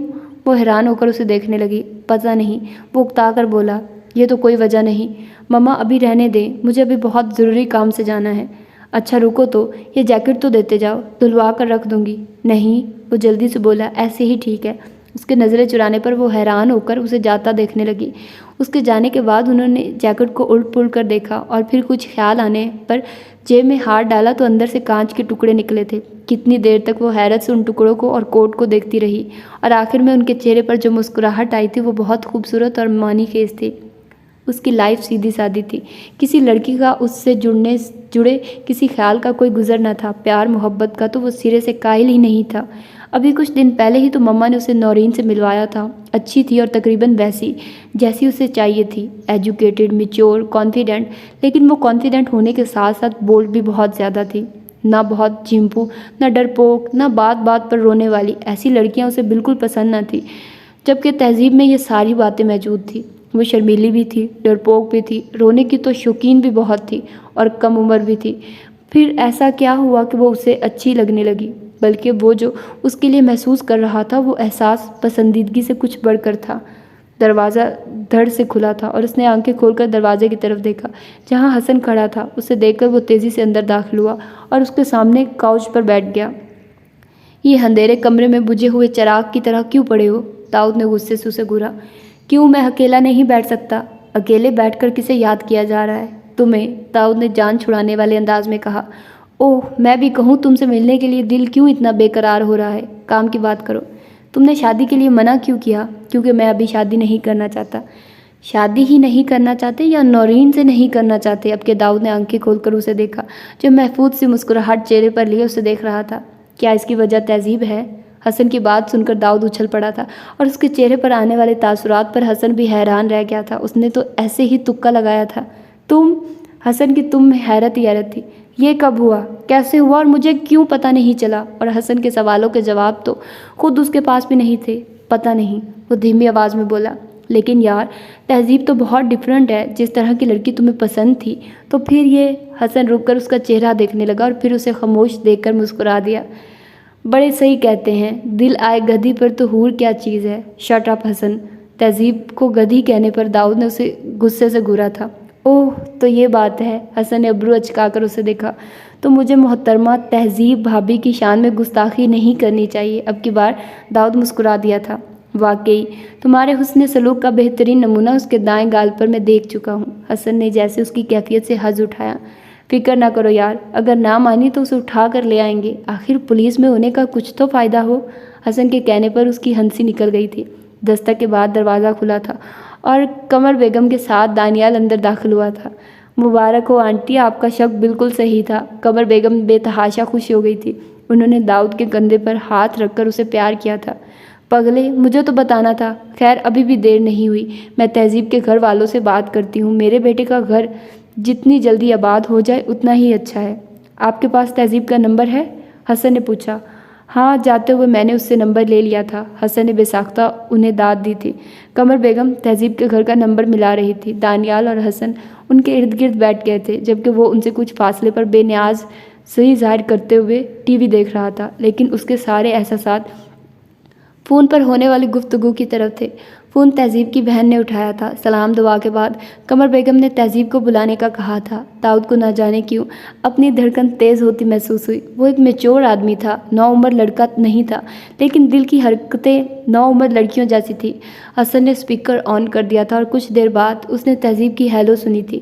وہ پہلی بار تہذیب کی آواز فون پر سن رہا تھا، لیکن اس کے باوجود اس نے اسے پہچان لیا تھا۔ کیسی ہو بیٹا؟ میں داؤد کی مما بات کر رہی ہوں۔ میں ٹھیک ہوں آنٹی، آپ کیسی ہیں؟ ٹھیک ہوں، ہم سب تمہیں بہت یاد کرتے ہیں۔ ہم کہتے ہوئے انہوں نے داؤد کی طرف دیکھا۔ میں بھی آپ کو بہت یاد کرتی ہوں۔ داؤد کو لگا جیسے وہ رو پڑی ہے۔ اس نے نظریں گھما کر قمر بیگم کی طرف دیکھا۔ تو پھر ملنے آ جاؤ۔ قمر بیگم کے کہنے پر دوسری طرف خاموشی چھا گئی تھی۔ اس کی خاموشی پر قمر بیگم نے بات بدل دی۔ تمہاری طبیعت اب کیسی ہے؟ زخم ٹھیک ہوئے؟ جی، بڑا مختصر سا جواب آیا تھا۔ گھر میں سب ٹھیک ہے آنٹی؟ کچھ دیر بعد اس کی جھجکتی ہوئی آواز پر حسن نے اس پر کشن کھینچ کر مارا تھا۔ دانیال کے بارے میں پوچھ رہی ہو یا داؤد کے بارے میں؟ قمر بیگم کے سوال پر داؤد کے حواس الرٹ ہو گئے تھے۔ کس کا فون ہے تہذیب؟ اس سے پہلے وہ کوئی جواب دیتی، مردانہ آواز سنائی دی تھی۔ ابو، اسلام آباد سے آنٹی کا فون ہے۔ اچھا، مجھے فون دو، مجھے ضروری بات کرنی ہے۔ ان کی آواز بہت واضح ان چاروں کو سنائی دے رہی تھی۔ السلام علیکم۔ وعلیکم السلام۔ کیسے ہیں بھائی صاحب؟ الحمدللہ، میں آپ لوگوں کو ہی فون کرنے والا تھا۔ خیریت تھی؟ قمر بیگم پریشانی سے بولی۔ جی خیریت ہے، بلکہ خوشی کی بات ہے، تہذیب کی شادی کی ڈیٹ فکس ہو گئی ہے۔ آپ کو کارڈ تو بھیجیں گے، لیکن میں خود پرسنلی آپ کو انوائٹ کرنا چاہتا تھا۔ داؤد کو لگا اس کے کان کے پاس دھماکہ ہوا ہے، اتنا شدید کہ اچانک ارد گرد ہر طرف سناٹا چھا گیا تھا۔ ان تینوں نے ایک ساتھ داؤد کی طرف دیکھا تھا۔ تہذیب کی شادی؟ وہ بامشکل اتنا کہہ سکی تھی۔ جی، میرے بھتیجے عمران سے منگنی تو کافی سال گزر چکے ہیں، آپ سب ضرور آئیے گا اور داؤد صاحب کو بھی لائیے گا۔ جی، قمر نے بامشکل 2-3 جملے بولے اور فون رکھ دیا۔ وہ سب خاموشی سے داؤد کو دیکھنے لگے۔ وہ اتنا کمزور نہیں تھا کہ یوں بکھر جاتا۔ خود کو کمپوز کرنے میں اسے کچھ وقت لگا تھا، لیکن اس نے خود کو کمپوز کر لیا تھا۔ اس نے نظریں گھما کر انہیں دیکھا۔ کیا ہوا؟ آپ لوگ خاموش کیوں ہو گئے ہیں؟ اس کے پوچھنے پر بھی وہ تینوں یوں ہی خاموش رہے تو وہ دونوں جیبوں میں ہاتھ ڈال کر کھڑا ہو گیا۔ جو ہم سوچ رہے ہیں ضروری تو نہیں کہ دوسرا بھی ویسا سوچے، اور دنیا صرف تہذیب پر ہی ختم نہیں ہو جاتی۔ پتہ نہیں اس نے ان کو تسلی دی تھی یا خود کو۔ اب ایسے اداس ہونے کی ضرورت نہیں داؤد۔ وہ پلٹنے لگا تھا جب قمر بیگم کی آواز پر رک گیا۔ تمہیں افسوس نہیں ہوا؟ اگر ہوا بھی تو کیا ہو سکتا ہے ماما، کہہ کر وہ باہر نکل گیا تھا، جبکہ وہ تینوں ایک دوسرے کی شکل دیکھنے لگے۔ اسے گھر آئے 1 ماہ ہو چلا تھا، اور اس دوران اس نے محسوس کیا زندگی تو اب شروع ہوئی تھی۔ اب تک وہ جو گزار آئی ہے وہ تو ایک خواب تھا، سہانا خواب۔ زندگی کیا ہوتی اپنی پوری حقیقت اور تلخیوں کے ساتھ اس 1 ماہ میں سامنے آئی تھی۔ بظاہر سب ٹھیک تھا، کسی کو پتہ نہیں تھا اس کے ساتھ کیا ہوا سوائے گھر والوں کے، لیکن کبھی کبھی اپنے گھروں سے بھی بڑھ کر برے ہو جاتے ہیں۔ اگر اسے پتہ ہوتا کہ اس کی صاف گوئی اس کے لیے اتنی مصیبت بن جائے گی تو وہ کبھی مانی کو بھی اس راز میں شریک نہ کرتی۔ اس نے تو اپنا سمجھ کر کچھ نہیں چھپایا تھا، اسے مانی پر یقین تھا، وہ اس کے بچپن کا ساتھی تھا، وہ تو اسے سمجھتا تھا، اس نے تو کچھ نہیں کہا تھا، لیکن چچی آ کر جس طرح زبان کی تیر چلا کر جاتی تھی وہ کتنے دن تک نڈھال رہتی تھی۔ چچی کا جو رویہ اس کے ساتھ تھا وہ اسے اندر ہی اندر سما جاتا تھا۔ اب جب کہ شادی کی ڈیٹ بھی فکس ہو گئی تھی، کوئی خوشی اس کے دل کے اندر نہیں جاگی تھی۔ عجیب سی پریشانی، گھبراہٹ ہر وقت اسے اپنی لپیٹ میں لیے رکھتی تھی۔ اسکول کی جاب اس نے چھوڑ دی تھی، لوگوں سے ملنا اس نے بند کر دیا تھا، وہ جو ہر وقت چیختی پھرتی تھی اس کی ہنسی کہیں کھو سی گئی تھی۔ اگر وہ کسی جگہ پر بیٹھتی تھی تو گھنٹوں وہیں ساکت بیٹھی رہتی۔ زبیدہ بیگم جو اس کی شرارتوں سے نالا رہتی تھی اب اسے دیکھ دیکھ کر ٹھنڈی آہیں بھرتی تھی، وہ اس کی ایک کھلکھلاتی ہنسی سننے کے لیے ترس گئی تھی۔ امی یہ چاہے، کشف کی آواز پر انہوں نے چونک کر سر اٹھایا۔ کیا سوچ رہی ہیں امی؟ کشف نے غور سے ان کا چہرہ دیکھا جو کافی پریشان لگ رہی تھی۔ میں تہذیب کے بارے میں سوچ رہی تھی، جب سے واپس آئی ہے بہت چپ چاپ رہنے لگی ہے، پتہ نہیں سارا دن کیا سوچتی رہتی ہے، میں اسے یوں گمسم دیکھتی ہوں تو بہت پریشان ہوتی ہوں۔ بات کرتے کرتے ان کی آواز بھرا گئی۔ امی آپ یوں پریشان ہوں گی تو تہذیب کو حوصلہ کون دے گا؟ آپ کو پتہ ہے وہ کیسے حالات سے گزر کر آئی ہے، ابھی ڈری ہوئی ہے، اس وقت کو ان باتوں کو اسے بھلانے میں کچھ وقت تو لگے گا، پھر کچھ دنوں تک اس کی شادی ہے، سب ٹھیک ہو جائے گا۔ کشف نے تسلی دینے والے انداز میں ان کا ہاتھ تھام لیا۔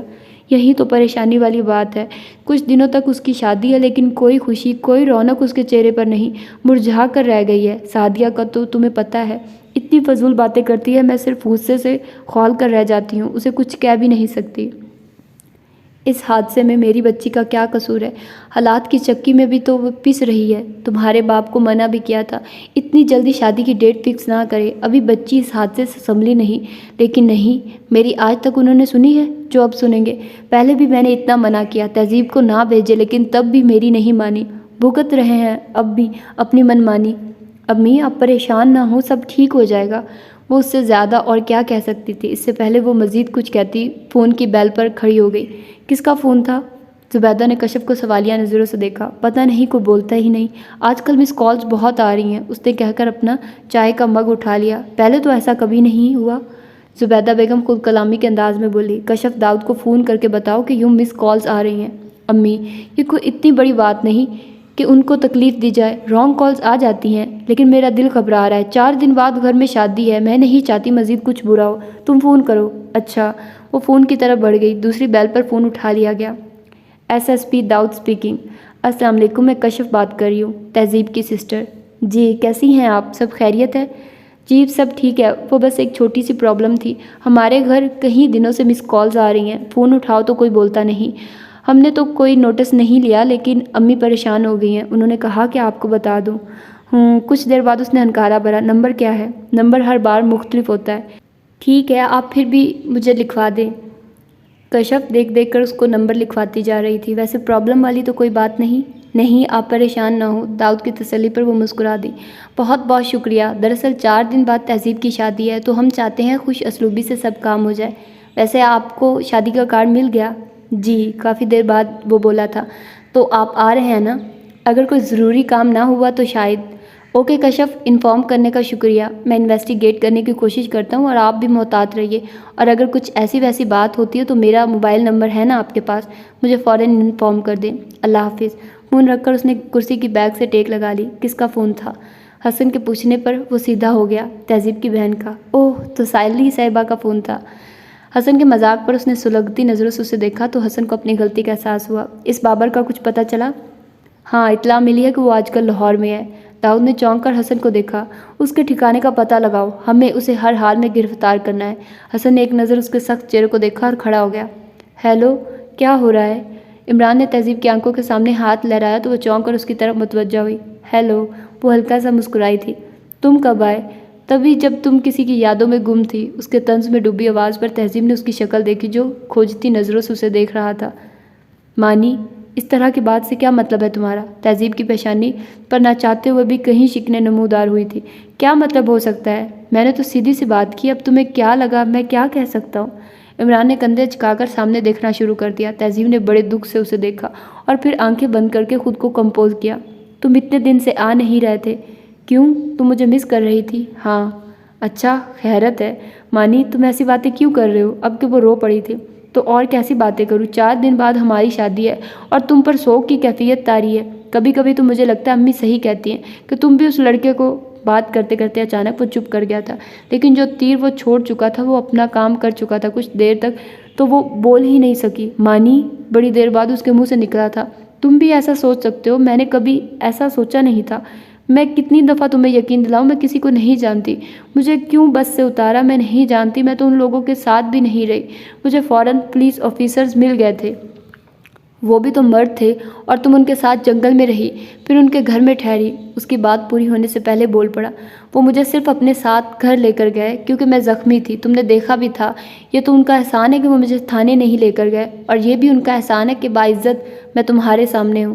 اب وہ بری طرح رو پڑی تھی۔ میں تھک گئی ہوں مانی، صفائی دیتے دیتے، کم از کم تم تو مجھ پر شک نہ کرو۔ وہ شروع سے کانوں کا کچا تھا اور وہ جانتی تھی ابھی بھی وہ کس کی زبان بول رہا تھا۔ تہذیب نے آنکھیں صاف کر کے اسے دیکھا، اب جب مجھے سب زیادہ تمہاری ضرورت ہے تو تم بدل رہے ہو، تو اس سے پیشتر کے نکاح کے بندھن میں بندھ کر ہم دونوں مجبور ہو جائیں، بہتر ہے اس تعلق کو ختم کر دے۔ دل کڑا کر کے اس نے وہ بات کہہ دی تھی جسے وہ سوچتی بھی نہیں تھی۔ عمران نے حیرت سے اس کا چہرہ دیکھا، اس کے روئے روئے چہرے کو دیکھ کر اسے سخت اپنے رویے کا احساس ہوا۔ آئی ایم سوری تہذیب، میں آج کل کچھ بہت کشمکش میں ہوں، میں بہت تمہیں ہرٹ نہیں کرنا چاہتا، لیکن نہ چاہتے ہوئے بھی وہ ایک انچاہا دن جو تم باہر گزار کر آئی ہو مجھے چین نہیں لینے دیتا۔ خیر، میں صرف یہ کہنے آیا ہوں، کل ہمیں شاپنگ کے لیے جانا ہے، امی بھی ساتھ ہوں گی۔ اگر وہ کوئی سخت بات کہیں تو دل پر مت لینا، اور مجھ سے بھی امید مت رکھنا کہ میں انہیں روکوں گا۔ میں جانتا ہوں تمہارا قصور نہیں، لیکن اب خود کو امی کی باتیں سننے کا عادی بنا لو۔ میں نے انہیں شادی کے لیے راضی تو کر لیا ہے، لیکن وہ دل سے خوش نہیں۔ چلتا ہوں، کل ملاقات ہوگی۔ اس نے نظر اس کے جھکے سر کو دیکھا، وہ ایک لمحے کے لیے رکا، لیکن اگلے ہی پل وہ لمبے لمبے ڈگ بھرتا باہر نکل گیا۔ تہذیب، کشف نے اس کے کندھے پر ہاتھ رکھ کر اسے متوجہ کیا۔ اس نے چونک کر سر اٹھایا۔ ایسے کیوں بیٹھی ہو؟ کشف خود بھی اس کے ساتھ بیٹھ گئی۔ بس ایسے ہی۔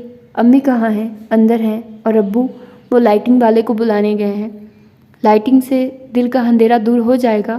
کشف نے پریشانی سے تہذیب کو دیکھا۔ وہ بھی اب مجھ پر شک کرنے لگا ہے، جس طرح چچی مجھ پر الزام لگا کر گئی تھی، وہ بھی اب اسی طرح بولنے لگا ہے۔ اس کا کہنا ہے وہ مجھ سے شادی تو کر رہا ہے، لیکن چچی کی زبان وہ نہیں روک سکتا، کیونکہ وہ خوش نہیں۔ خوش تو وہ پہلے بھی نہیں تھی، اب تو انہیں موقع مل رہا ہے۔ کشف نے ہر پریشانی سے تہذیب کا سنجیدہ چہرہ دیکھا۔ تم خواہ مخواہ پریشان ہو رہی ہو، مانی تمہارے ساتھ ہے، اسی لیے تو شادی کر رہا ہے۔ ابھی ذرا چچی کی باتوں میں آ گیا ہے۔ تم تو اسے بچپن سے جانتی ہو، وہ ایسا ہی ہے، تمہارے سامنے تمہارا، چچی کے سامنے ان کا۔ شادی ہو جائے پھر دیکھنا بالکل پہلے کی طرح ہو جائے گا۔ کشف نے مسکرا کر اس کی ٹینشن کم کرنے کی کوشش کی۔ بچپن سے جانتی ہوں، اسی لیے تو دکھ ہو رہا ہے۔ کشف نے اس کی کافی مدھم آواز سنی تھی۔ چھوڑو بھی، تم بس خوش رہو۔ آج دوپہر کو قمر آنٹی کا فون آیا تھا۔ تم نے مجھے بلایا کیوں نہیں؟ وہ بے تابی سے بولی۔ تم سو رہی تھی، میں نے کہا جگا دیتی ہوں تو انہوں نے منع کر دیا۔ ویسے وہ شادی پر آ رہی ہیں، دانیال بھی تھا۔ اچھا، وہ مسکرا دی، پھر کچھ سوچ کر اس نے کشف کی طرف دیکھا۔ اور کوئی نہیں تھا؟ تہذیب کے سوال پر کشف نے غور سے اس کا چہرہ دیکھا۔ اور کسے ہونا چاہیے تھا؟ کشف کے سنجیدہ انداز پر اس نے کوئی جواب نہیں دیا، ایک بار پھر اپنا چہرہ گھٹنوں پر ٹکا دیا۔ آج میں نے داؤد بھائی کو فون کیا تھا۔ تہذیب نے جھٹکے سے سر اٹھایا۔ کیوں؟ کچھ مس کالز آ رہی تھی، امی نے کہا انہیں بتا دوں۔ انہوں نے کیا کہا؟ کشف غور سے اس کا چہرہ دیکھ رہی تھی، جس کا ایک ایک نقش اس کے بارے میں جاننے کے لیے بے چین لگا تھا۔ کچھ خاص نہیں۔ انہوں نے کچھ پوچھا؟ کیا؟ میرے بارے میں؟ کشف کی خاموشی پر تہذیب نے اس کا چہرہ دیکھا۔ وہ بہت غور سے اسے دیکھ رہی تھی، اس نے غور ہی نہیں کیا وہ کیا بول رہی ہے، وہ اپنی دھن ہی میں تھی۔ انہوں نے میرا نہیں پوچھا ہوگا، اور کیوں پوچھیں گے؟ میں کون ہوں ان کی؟ میں صرف ایک وٹنس تھی۔ انہیں تو میرا ایک دن کا ساتھ پسند نہیں تھا تو عمر بھر کا ہم سفر۔ کشف نے بے اختیار اس کے کندھے کو ہلایا تھا۔ تہذیب ایک دم چونکی اور پھر خاموش ہو گئی، لیکن ادھوری بات نے کشف کے اندر ہلچل مچا دی تھی۔ کشف نے سختی سے اس کے دونوں کندھوں سے تھام کر اس کا رخ اپنی طرف کیا۔ مجھے ایسا کیوں لگتا ہے تہذیب، مانی کے رویے کے علاوہ اس حادثے سے بڑھ کر کوئی بات ہے جو تمہیں پریشان کر رہی ہے؟ دیکھو، مجھ سے جھوٹ مت بولنا، کیونکہ کچھ تو مجھے اندازہ ہو رہا ہے۔ اسے بولتا دیکھ کر کشف نے اسے ٹوک دیا، اور جب وہ بولی تو اس کا لہجہ ہارا ہوا تھا۔ پتہ نہیں کشف، میں خود بھی نہیں جانتی مجھے کیا ہوا ہے۔ میں شروع سے جانتی تھی میری شادی مانی سے ہوگی، اور میں خوش بھی تھی۔ وہ مجھے پسند کرتا ہے اور وہ سب میرے اپنے ہیں، مجھے اور کیا چاہیے؟ لیکن نامعلوم کیوں اب جب میری شادی ہو رہی ہے میں خوش کیوں نہیں؟ کیوں؟ اس نے کشف کی آنکھوں میں دیکھ کر سوال کیا۔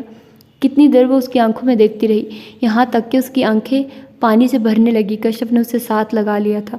तहज़ीब उसके साथ लगते ही बुरी तरह रोने लगी थी। कश्यप, मैं मानी से चीटिंग नहीं करना चाहती, मैं अपनी मोहब्बत सिर्फ उसके लिए रखना चाहती हूँ, लेकिन पता नहीं कब कहाँ गलती हो गई। जो जगह अपने दिल में चाहते हुए भी मानी को नहीं दे सकी, वो जगह ना चाहते हुए भी दाऊद ने ले लिए। हालांकि मैं जानती हूँ दाऊद को मैं पसंद नहीं, मैं सिर्फ एक जिम्मेदारी थी जो उन्होंने निभा दी। तुमने उन्हें फ़ोन किया था मदद के लिए, आने वाले किसी खतरे से आगाह करने के लिए। क्यों, तुम बताओ, वो क्यों हमारी मदद करेंगे? क्या लगती हो तुम उनकी? उन्हें क्या पता कोई उनसे मोहब्बत कर बैठा है, ये जानते हुए कि वो किसी और की अमानत है। लेकिन कश्यप, ये सब मैंने जानबूझकर नहीं किया, बस पता ही नहीं चला। जब तक मैं उनके साथ थी मुझे एहसास ही नहीं था। मैं बस एक ही दुआ कर रही थी, मैं उस शख्स से दूर चली जाऊं। और जब मैं वापस आ रही थी और जिस पल मुझे लगा कि मैं अब दोबारा उन्हें कभी नहीं मिल सकूंगी, वो इदराक का लम्हा बहुत बड़ा था, बहुत बड़ा। कश्यप को अपनी पुश्त पर उसके आंसुओं की नमी महसूस हो रही थी।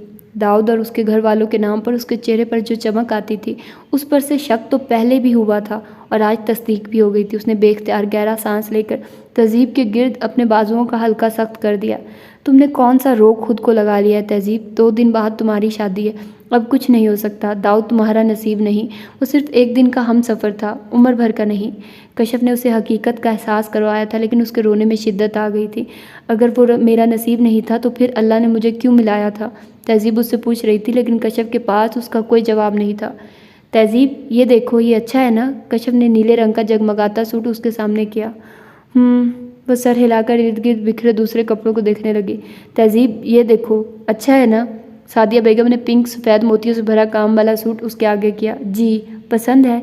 जी, आपको पसंद है तो ले लें। सादिया बेगम ने गुस्से से उसे देखा। बीबी, सूट मैंने पहनना है। लड़कियां शौक़ से 100 चीज़ें लेती हैं, तुम्हारे नखरे ही ख़त्म नहीं हो रहे। 2 घंटे हो गए बाज़ार में खवार होते हुए, लेकिन तुम्हारा मिजाज के ठिकाने पर नहीं आ रहा। सादिया बेगम ने बगैर किसी लिहाज के सबके सामने उसकी बेइज्जती कर दी। दुकानदार भी उसकी शक्ल देखने लगा। वो सर झुकाकर होंठ काटने लगी। तहज़ीब, यहाँ आओ। उसकी मुश्किल इमरान ने आसान कर दी थी। वो तेज़ी से उठकर उसकी तरफ बढ़ी थी। कश्यप भी उसके पीछे आई थी। मानी, ये कोई तरीका है चाची के बात करने का? इमरान ने कश्यप की तरफ देखा जो गुस्से से उसे घूर रही थी।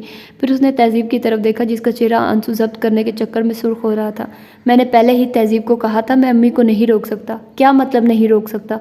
कश्यप का जैसे मीटर घूम गया। तुमने इसे लावारिस समझ रखा है। अभी ऐसा भी कुछ नहीं हुआ कि कोई बगैर वजह उसकी बेइज्जती करे। तुम इसकी इज्जत करवा सकते हो तो ठीक है, वरना अभी 2 दिन हैं। इमरान के साथ तहज़ीब ने भी हैरत से कश्यप को देखा। तहज़ीब कश्यप का हाथ थामकर उसे दूसरी तरफ ले आई थी। तुम ठीक हो? कश्यप ने परेशानी से उसके सफ़ेद पड़ते रंग को देखा था। चक्कर आ रहे हैं, वो बामुश्किल बोली। तुम यही रुको, मैं पानी लाती हूँ। कश्यप तेज़ी से काउंटर की तरफ बढ़ी। वो दीवार के साथ टेक लगाकर खड़ी होगी और आंखें बंद कर ली। अपने करीब किसी की मौजूदगी के एहसास पर उसने आंखें खोली और सामने खड़े शख्स पर नज़र पड़ते ही ज़मीन व आसमान उसके सामने घूमने लगे थे। खौफ से उसकी आंखें फैल गई थी। तुम्हारे तासुरात देख कर लगता है तुम मुझे पहचान गई हो। वो उसकी खुली आंखों में देखकर मुस्कुराया। जिस तरह मैं तुम्हें नहीं भूल सका, लगता है तुम भी मुझे नहीं भूली। तहज़ीब के सफ़ेद पड़ते चेहरे को देखकर उसकी मुस्कुराहट गहरी होती जा रही थी। वो कदम आगे बढ़ाकर उसके मज़ीद करीब आ गया तो वो जैसे एकदम होश में आई। मानी, उसने बेसाख्ता पीछे मुड़कर उसे आवाज़ दी थी। इमरान जो अपनी माँ के साथ खड़ा था उसकी आवाज़ पर हैरत से पलटा। तहज़ीब के साथ एक अजनबी को देखकर इमरान तेज़ी से उसकी तरफ लपका। क्या हुआ? उसके करीब पहुँचते ही वो उसका बाजू थाम कर उसके पीछे छुप गई। उसके यूँ डरने पर इमरान ने सामने खड़े शख्स को देखा। ए मिस्टर, क्या प्रॉब्लम है? इमरान ने गुस्से से उसे देखा। मुझे कोई प्रॉब्लम नहीं, मुझे इससे बात करनी है। तुम बीच में से हट जाओ वरना तुम्हें प्रॉब्लम हो सकती है। क्या कर लोगे? इमरान ने तैश में आकर उसे गिरबान से थाम लिया। तुम्हारी ये हिम्मत! इससे पहले इमरान मजीद कोई हरकत करता उसने गन निकालकर उसकी पेशानी पर रख दी। इमरान के साथ उसके पीछे खड़ी तहज़ीब हत्ता के दुकान में मौजूद हर शख्स साकत हो गया था। अब अगर तुम बीच में आए तो गोली मार दूंगा। इमरान को धमकी देने के बाद उसने इमरान के पीछे कांपती हुई तहज़ीब को देखा और अगले ही पल उसका बाजू उसके हाथ में थमा। मानी, वो पूरी जोर लगाकर चीखी थी। इससे पहले कि इमरान कोई हरकत करता, सादिया बेगम ने उसका हाथ पकड़ लिया। नहीं मानी, तुम नहीं जाओगे। उसके हाथ में गन है, अगर उसने कुछ कर दिया। उनके चेहरे पर खौफ फैला हुआ था। इमरान ने बड़ी बेबसी से उसके साथ घसीटती तहज़ीब को देखा, लेकिन कश्यप बहन थी, उसने किसी चीज़ की परवाह नहीं की थी। वो भागती हुई उनके सामने आई थी। प्लीज़ मेरी बहन को छोड़ दें। उसने रोते हुए उसके आगे हाथ जोड़ दिए। उसने एक नज़र कश्यप पर डाली और मुस्कुरा दिया। सॉरी, मैं ये एहसान आप पर नहीं कर सकता। हालांकि मुझे आप पर तरस आ रहा है, लेकिन मैं अपनी खुशी देखूँ या आपकी? उससे नाउम्मीद होकर उसने दुकान में खड़े दूसरे लोगों पर नज़रें दौड़ाई। प्लीज़ कोई तो मदद करो, मेरी बहन को बचाओ। वो पागलों की तरह मदद के लिए चीख रही थी, लेकिन कोई भी अपनी जगह से नहीं हिला था। सबको ही अपनी जान प्यारी थी। बाबर जल्दी करो। तभी उसका एक साथी अंदर आया और बाबर तेज़ी से उसे खींचता हुआ बाहर लेकर जा रहा था। तहजीब ने हैरत से खामोश खड़े इमरान और सादिया बेगम को देखा और अपने पीछे भागती कश्यप को। सदमे ने उसमें मज़ामत की सलाहियत ख़त्म कर दी थी। वो एक वैन थी जिसके करीब पहुंचने पर बाबर ने दरवाज़ा खोलकर उसे फेंकने के अंदाज में अंदर फेंका था। गाड़ी चलते ही उसे जैसे होश आया तो उसने ज़ोर ज़ोर से चिल्लाना शुरू कर दिया। चुप करो तुम। बाबर ने मुड़कर उसे घूरा, लेकिन उसने चिल्लाना बंद नहीं किया था, बल्कि वो वैन का दरवाज़ा भी खोलने की कोशिश कर रही थी। इसको बेहोश कर दो। उसके कहने पर उसके साथी ने क्लोरोफॉर्म से भीगा रुमाल उसके मुंह पर रखा, जिसको उसने हाथ मारकर झटका था, लेकिन इस दफ़ा उसने सख्ती से रुमाल उसके मुंह पर जमा दिया। उसने खुद को छुड़ाने के लिए ज़ोर ज़ोर से हाथ पांव मारना शुरू कर दिए। क्लोरोफॉर्म अपना असर दिखा रहा था। उसके हवास आहिस्ता आहिस्ता जवाब दे रहे थे। उसकी मज़ामत कम होते होते ख़त्म हो गई थी और आंखों के आगे बिल्कुल अंधेरा छा गया था। वो बरसती हुई नज़रों से जाती वैन को देख रही थी। उसकी कुछ समझ में नहीं आ रहा था वो क्या करे। फिर एक ख्याल बिजली की तेज़ी से उसके दिमाग में कूदा तो उसने अपने पर्स से मोबाइल निकाला और वो तेज़ी से एक नंबर डायल कर रही थी। होश आने पर उसने बड़ी मुश्किल से अपनी बोझल पलकों को खोला था। चकराते सर के साथ वो बामुश्किल उठी थी। वो कोई कमरा था जहाँ फर्नीचर नाम की कोई चीज़ नहीं थी। वो ज़मीन पर पड़ी थी। कुछ देर तक वो तो नासमझी से दरोदार को देखती रही। उस कमरे में खिड़की नाम की कोई चीज़ नहीं थी। वो खड़ी होकर तेज़ी से दरवाजे की तरफ बढ़ी और ज़ोर ज़ोर से दरवाज़ा पीटने लगी। दरवाज़ा खोलो। दरवाज़ा पीटते पीटते उसके हाथ सुर्ख हो गए थे। वो दरवाजे के साथ टेक लगाकर खड़ी हो गई। तभी बाहर कदमों की आवाज़ उभरी। वो एकदम पीछे हटी थी। उसके हटते ही दरवाज़ा खुला और बाबर अंदर दाखिल हुआ था। उसके सामने खड़े देखकर वो मुस्कुराया था। शुक्र है तुम्हें होश आ गया, वरना मैं तो डर ही गया था। उसने दरवाज़ा बंद कर दिया, उसकी तरफ बढ़ने लगा और वो पीछे पीछे हटते हटते दीवार से जा लगी। कहाँ कहाँ नहीं ढूंढा तुम्हें। 1 माह से तुम्हारे पीछे खवार हो रहा हूँ। जब से तुम्हें देखा है किसी काम में दिल ही नहीं लगता। मेरे दोस्त कहते हैं मैं किसी काम का ही नहीं रहा, और मुझे भी ऐसा ही लगता है। हर वक्त तुम्हारा चेहरा मेरी आंखों के सामने रहता था। वो अब उसके करीब आकर खड़ा हो गया था। जब तुम भाग गई थी तब से तमाम काम छोड़कर तुम्हें ढूंढ रहा हूँ। बड़ी मुश्किल से तुम्हारे स्कूल से तुम्हारा पता मिला। रोज़ तुम्हारे घर फ़ोन करता था, शायद तुम्हारी आवाज़ सुनने को मिल जाए। कितने दिन तुम्हारे घर के बाहर खड़े होकर इंतज़ार किया, अब निकलोगी अब निकलोगी। लेकिन आज तुम निकली तो मेरा इंतज़ार ख़त्म हुआ। वो बड़े मुतमईन अंदाज में अपनी आप बीती सुना रहा था और तहज़ीब दीवार से लगी वहाँ से भागने का तरीका सोच रही थी। मैं कभी सोच भी नहीं सकता था मैं किसी को इतना पसंद करने लगूँगा। फिर गौर से उसका चेहरा देखने लगा। उसके गौर से देखने पर तहज़ीब को अपने सारे जिस्म पर चूंटियाँ चलती महसूस होने लगी। आज मैं बहुत खुश हूँ, बाबर ने कहकर एक कदम उसकी तरफ बढ़ाया। तहज़ीब ने घबरा कर अपने दाएं बाएं देखा। अरे तुम डर क्यों रही हो? और ये क्या, इस तरह आंसू बहाकर इन खूबसूरत आंखों पर जुल्म क्यों कर रही हो? बाबर ने हाथ बढ़ाकर उसके आंसू साफ करने चाहे। तहज़ीब ने नफ़रत से मुंह फेर लिया। उसके अंदाज पर वो महफूज हुआ था। तहज़ीब ने दोबारा उसकी तरफ देखा। प्लीज़ मुझे छोड़ दें, मुझे घर जाना है। तहज़ीब की बात पर वो ऐसे हंसा जैसे उसने कोई लतीफ़ा उसे सुनाया हो। तुम क्या समझ रही हो, मैं तुम्हें यहाँ अपनी दास्तान मोहब्बत सुनाने लाया हूँ? अब तुम यहीं रहोगी, भूल जाओ सब जो छोड़ आई हो। कहते हुए उसने तहज़ीब का हाथ भी पकड़ लिया था। तहज़ीब के मुंह से चीख निकली थी। हाथ छुड़ाने में नाकाम होकर उसने अपने दांत उसके बाजू पर गाड़ दिए। वो इस हमले के लिए तैयार नहीं था, बुलबुला कर रह गया। बाबर का हाथ घूमा था और उसके चेहरे पर निशान छोड़ गया। अभी वो उससे न संभली थी कि उसने दूसरा थप्पड़ भी दे मारा और वो लड़खड़ा कर दीवार से जा टकराई। कमीनी, कब से तेरे पीछे खवार हो रहा और तू साली मुझे मार रही है? जैसे एकदम पागल हो गया था। वो तेज़ी से उसकी तरफ बढ़ा और उस लिपटे हुए दुपट्टे को झटके से खींचा। तहज़ीब ने सहम कर अपने करीब आते बाबर को देखा। उसे अपनी मौत बाबर की शक्ल में नज़र आ रही थी। तभी वायर फायरिंग की आवाज़ आई थी। इन दोनों ने चौंक कर दरवाजे की तरफ देखा। किसी ने ज़ोर से दरवाजे को धक्का मारना शुरू किया था। पता नहीं क्यों उसके दिल ने बड़ी ही शिद्दत से उस शख्स को याद किया था। बाबर ने उसे छोड़कर अपनी गन निकाल ली थी। तभी ज़ोरदार धमाके के साथ दरवाज़ा खुला था। कुछ लोग तेज़ी से अंदर दाखिल हुए थे। उसी तेज़ी के साथ बाबर ने उसे खींच कर खड़ा किया था और गन उसकी कनपट्टी पर रख दी थी। اگر مجھے ذرا بھی نقصان پہنچا تو میں اس لڑکی کو گولی مار دوں گا۔ بابر نے اسے بری طرح گرفت میں جکڑا ہوا تھا۔ جبکہ تہذیب کی نظریں سامنے اٹھی تو پلٹنا بھول گئی۔ ابھی اس نے پوری شدت سے اسے پکارا تھا اور وہ اس کے سامنے تھا۔ کہیں آنسو لڑک کر اس کے گالوں پر پھیل گئے تھے۔ وہ سب اس پر گن تانے کھڑے تھے۔ ویسے تمہیں داد دوں گا ایس پی، بڑی کوئک سروس ہے تمہاری، لیکن افسوس اس دفعہ تمہارا پالا بابر سے پڑا ہے۔ لڑکی کو چھوڑ دو۔ اس کی بکواس کے جواب میں وہ صرف اتنا ہی بولا تھا، اسے میں نے چھوڑنے کے لیے نہیں پکڑا۔ وہ گن اس پر تانے آہستہ آہستہ بڑھنے لگا۔ داؤد نے اتنی سختی سے دانتوں کو دبا رکھا تھا کہ اس کی کن پٹی کی رگیں ابھر آئی تھیں۔ تہذیب اسے ہی دیکھ رہی تھی۔ ایک پل کے لیے داؤد کی نظر بابر سے ہٹ کر اس سے ٹکرائی تھی، وہیں ایک نظر اسے ہمت دے گئی تھی۔ تہذیب نے پورا زور لگا کر اپنے ناخن اس کے بازو میں گاڑ دیے۔ صرف ایک سیکنڈ کے لیے اس کی نظر چوکی اور داؤد کی گولی اس کا بازو چیرتی ہوئی نکل گئی۔ وہ لڑکھڑایا اور تہذیب کے گرد اس کی گرفت ڈھیلی پڑی۔ اگلے ہی لمحے وہ بھاگ کر دیوار سے جا لگی۔ 4 پولیس آفیسرز نے آگے بڑھ کر اسے پکڑ لیا تھا اور اس کے دونوں ہاتھوں میں ہتھکڑیاں باندھ دی۔ اس سے نظر ہٹا کر داؤد تہذیب کی طرف مڑا جو زمین پر بیٹھتی چلی گئی تھی۔ وہ اس کے سامنے دوزانوں ہو کر بیٹھ گیا۔ تہذیب، اس کے جھکے سر کو دیکھ کر اس نے دھیرے سے اسے پکارا تھا۔ اس نے نظریں اٹھا کر داؤد کی طرف دیکھا اور اگلے ہی پل وہ اس کے کندھے پر سر رکھ کر پھوٹ پھوٹ کر رونے لگی۔ داؤد نے اسے خود سے الگ کر کے اس کے آنسو صاف کیے تھے۔ سب ٹھیک ہے؟ اس کی آنکھوں میں دیکھتے ہوئے اس نے تسلی دی تھی۔ داؤد، حسن کے پکارنے پر وہ دونوں نے اسے دیکھا تھا۔ حسن نے تہذیب کا دوپٹہ اس کی طرف بڑھایا تھا۔ داؤد نے دوپٹہ اچھی طرح اس کے گرد لپیٹ دیا تھا۔ اس کی نظر اس کے بازو سے نکلتے خون پر پڑی۔ اس نے غور سے تہذیب کے چہرے کی طرف دیکھا جہاں نچلے ہونٹ سے خون رس رہا تھا، گالوں پر بھی انگلیوں کے نشان تھے۔ اسے جانے کیا ہوا تھا، وہ ایک دم اٹھا تھا اور اگلے ہی پل اس نے بھاری بوٹوں سے بابر کو مارنا شروع کر دیا تھا۔ تمہاری ہمت کیسے ہوئی اس کو ہاتھ لگانے کی؟ وہاں موجود سب لوگ حیران پریشان داؤد کو دیکھ رہے تھے۔ حسن اور کاشف ایک دم آگے بڑھے تھے۔ داؤد، کول ڈاؤن، چھوڑو اسے۔ حسن نے کھینچ کر اسے پیچھے کیا۔ تہذیب سب بھول کر ہکا بکا داؤد کا جنونی کیفیت کو دیکھ رہی تھی۔ اچانک وہ رک گیا تھا اور گہرے گہرے سانس لے کر خود کو کنٹرول کرنے کی کوشش کی تھی۔ لے جاؤ اسے، داؤد نے انسپکٹر کو اشارہ کیا تھا۔ ایس پی، تم کیا سمجھتے ہو میں ساری عمر جیل میں رہوں گا؟ کبھی باہر نہیں آؤں گا۔ میں جلد واپس آؤں گا اور نہ تمہیں چھوڑوں گا اور نہ اسے۔ وہ اتنی مار کھانے کے بعد بھی دھمکی دینے سے باز نہیں آیا تھا۔ تہذیب کے قریب پہنچ کر وہ پھر رک گیا تھا۔ تمہیں تو میں برباد کر کے چھوڑوں گا۔ تہذیب نے گھبرا کر داؤد کو دیکھا جس کی آنکھوں میں خون اتر آیا تھا۔ لے جاؤ اسے، وہ دھاڑ کر بولا۔ حسن نے پیچھے مڑ کر دیکھا۔ تہذیب کی آنکھیں بند تھیں۔ وہ یہی سمجھا وہ ابھی بھی بے ہوش ہے، لیکن وہ ہوش میں آ چکی تھی۔ تاہم وہ ابھی بھی اس کا سامنا کرنا نہیں چاہتی تھی۔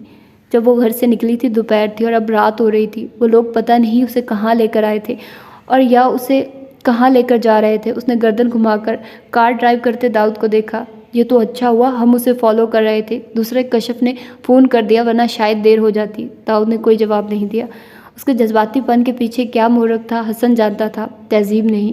وہ تو صرف اتنا جانتی تھی کہ وہ محبت کے سفر میں اکیلی ہے۔ اس کے ہونے والے شوہر نے اسے مصیبت کے وقت چھوڑ دیا تو یہ کیوں اس کی خاطر یوں دیوانہ ہو رہا تھا؟ بات تو صاف تھی، لیکن اس کا دماغ اس بات کو ماننے میں ہچکچا رہا تھا۔ وہ ایک دم اٹھ کر بیٹھ گئی۔ داؤد نے مرر سے اسے دیکھا۔ حسن نے بھی مڑ کر اسے دیکھا۔ تم ٹھیک ہو تہذیب؟ حسن کے پوچھنے پر اس نے سر ہلایا تھا۔ اس کے بعد وہ یوں ہی بیٹھی رہی، لیکن خود ہر وقفے سے داؤد کی نظریں بھی محسوس کر رہی تھی۔ گھر پہنچنے پر اس کے پاؤں کانپنے لگے تھے۔ دیواروں پر لائٹیں تو لگی تھی، لیکن رات ہونے کے باوجود کسی نے انہیں جلایا نہیں تھا۔ وہ ان دونوں کے ہمراہ گھر کے اندر داخل ہوئی تھی۔ لاؤنج لوگوں سے بھرا تھا جو اس کے رشتہ دار تھے اور پرسوں ہونے والی شادی میں شرکت کے لیے آئے تھے۔ ان سب کے درمیان سعدیہ بیگم اونچی اونچی آواز میں بول رہی تھی۔ اصغر صاحب اور زبیدہ سر جھکائے ان کی باتیں سن رہے تھے، جبکہ کشف کچن کے دروازے سے لگی زاروں قطار رو رہی تھی۔ ان تینوں کے اندر داخل ہونے پر سب سے پہلی نظر قمر بیگم کی پڑی تھی جو تہذیب کی شادی میں شرکت کے لیے آئی تھی، لیکن یہاں قصہ ہی عجیب تھا۔ داؤد اور حسن نے نہ سمجھنے والے انداز میں ان لوگوں کو دیکھا۔ اسے دیکھ کر کمرے میں موجود آوازیں خاموش ہو گئی۔ پھر سعدیہ بیگم کی آواز آئی تھی، لو آ گئی مہارانی، منہ کالا کر کے۔ ارے میں تو پہلے ہی کہتی تھی اس کی شے پر سب ہوا ہے۔ وہ لڑکا پاگل تھا جو اس کے پیچھے پیچھے یہاں تک آ گیا، لیکن میری کوئی سنتا ہی کہاں تھا۔ اس مصری کی معصومیت کی پٹی بندھی تھی اس کی آنکھوں پر۔ دیکھو اب 2 دفعہ اغوا ہوئی ہے یہ۔ انہوں نے عمران کی طرف دیکھ کر جتایا جو بہت غصے سے اسے دیکھ رہا تھا، جبکہ تہذیب کا دل چاہا زمین پھٹے اور وہ اس میں سما جائے۔ میں آج آخری بار بات کرنے آئی ہوں۔ میں ایک اغوا شدہ لڑکی کو اپنی بہو نہیں بنا سکتی۔ میرا ایک ہی بیٹا ہے، میرے ہیرے جیسے بیٹے کے لیے یہ عیب دار لڑکی ہی رہ گئی تھی۔ دیکھیے آپ غلط سمجھ رہی ہیں، حسن نے آگے بڑھ کر انہیں سمجھانا چاہا۔ انہوں نے ہاتھ اٹھا کر منع کر دیا۔ بس جی آپ لوگ کچھ نہ بولیے، یہ ہمارے گھر کا معاملہ ہے۔ حسن نے تہذیب کا چہرہ دیکھا جو لٹھے کی طرح سفید پڑ گیا تھا، جبکہ داؤد کا چہرہ ضبط کے مارے سرخ ہو گیا تھا۔ مجھے ذرا بھی امید نہیں تھی تہذیب، تم اتنا گر سکتی ہو۔ اتنا کچھ ہونے کے باوجود بھی تمہیں اپنا رہا تھا، لیکن تم پھر بھی، میری امی صحیح کہتی تھی۔ اس نے بڑی نفرت سے تہذیب کو دیکھا۔ تہذیب بہت کچھ بولنا چاہتی تھی، لیکن اس کی زبان جیسے اس کا ساتھ چھوڑ گئی تھی اور داؤد کا صبر جواب دے گیا تھا۔ بس۔ اچانک داؤد کی زوردار آواز پر پورے کمرے میں خاموشی چھا گئی۔ بہت ہو گیا، آپ لوگ بغیر سوچے سمجھے اس پر الزام لگا رہے ہیں۔ شرم آنی چاہیے آپ کو۔ شرم بھی ہمیں آنی چاہیے، سعدیہ بیگم ہاتھ نچا کر بولی۔ دیکھو میاں، ایسے لوگ ہمدردی کے قابل نہیں ہوتے۔ اس کی معصومیت پر مت جاؤ، اس کے کرتوت سب کے سامنے ہیں، اور تمہیں اتنا درد ہو رہا ہے تو تم کر لو اس سے شادی۔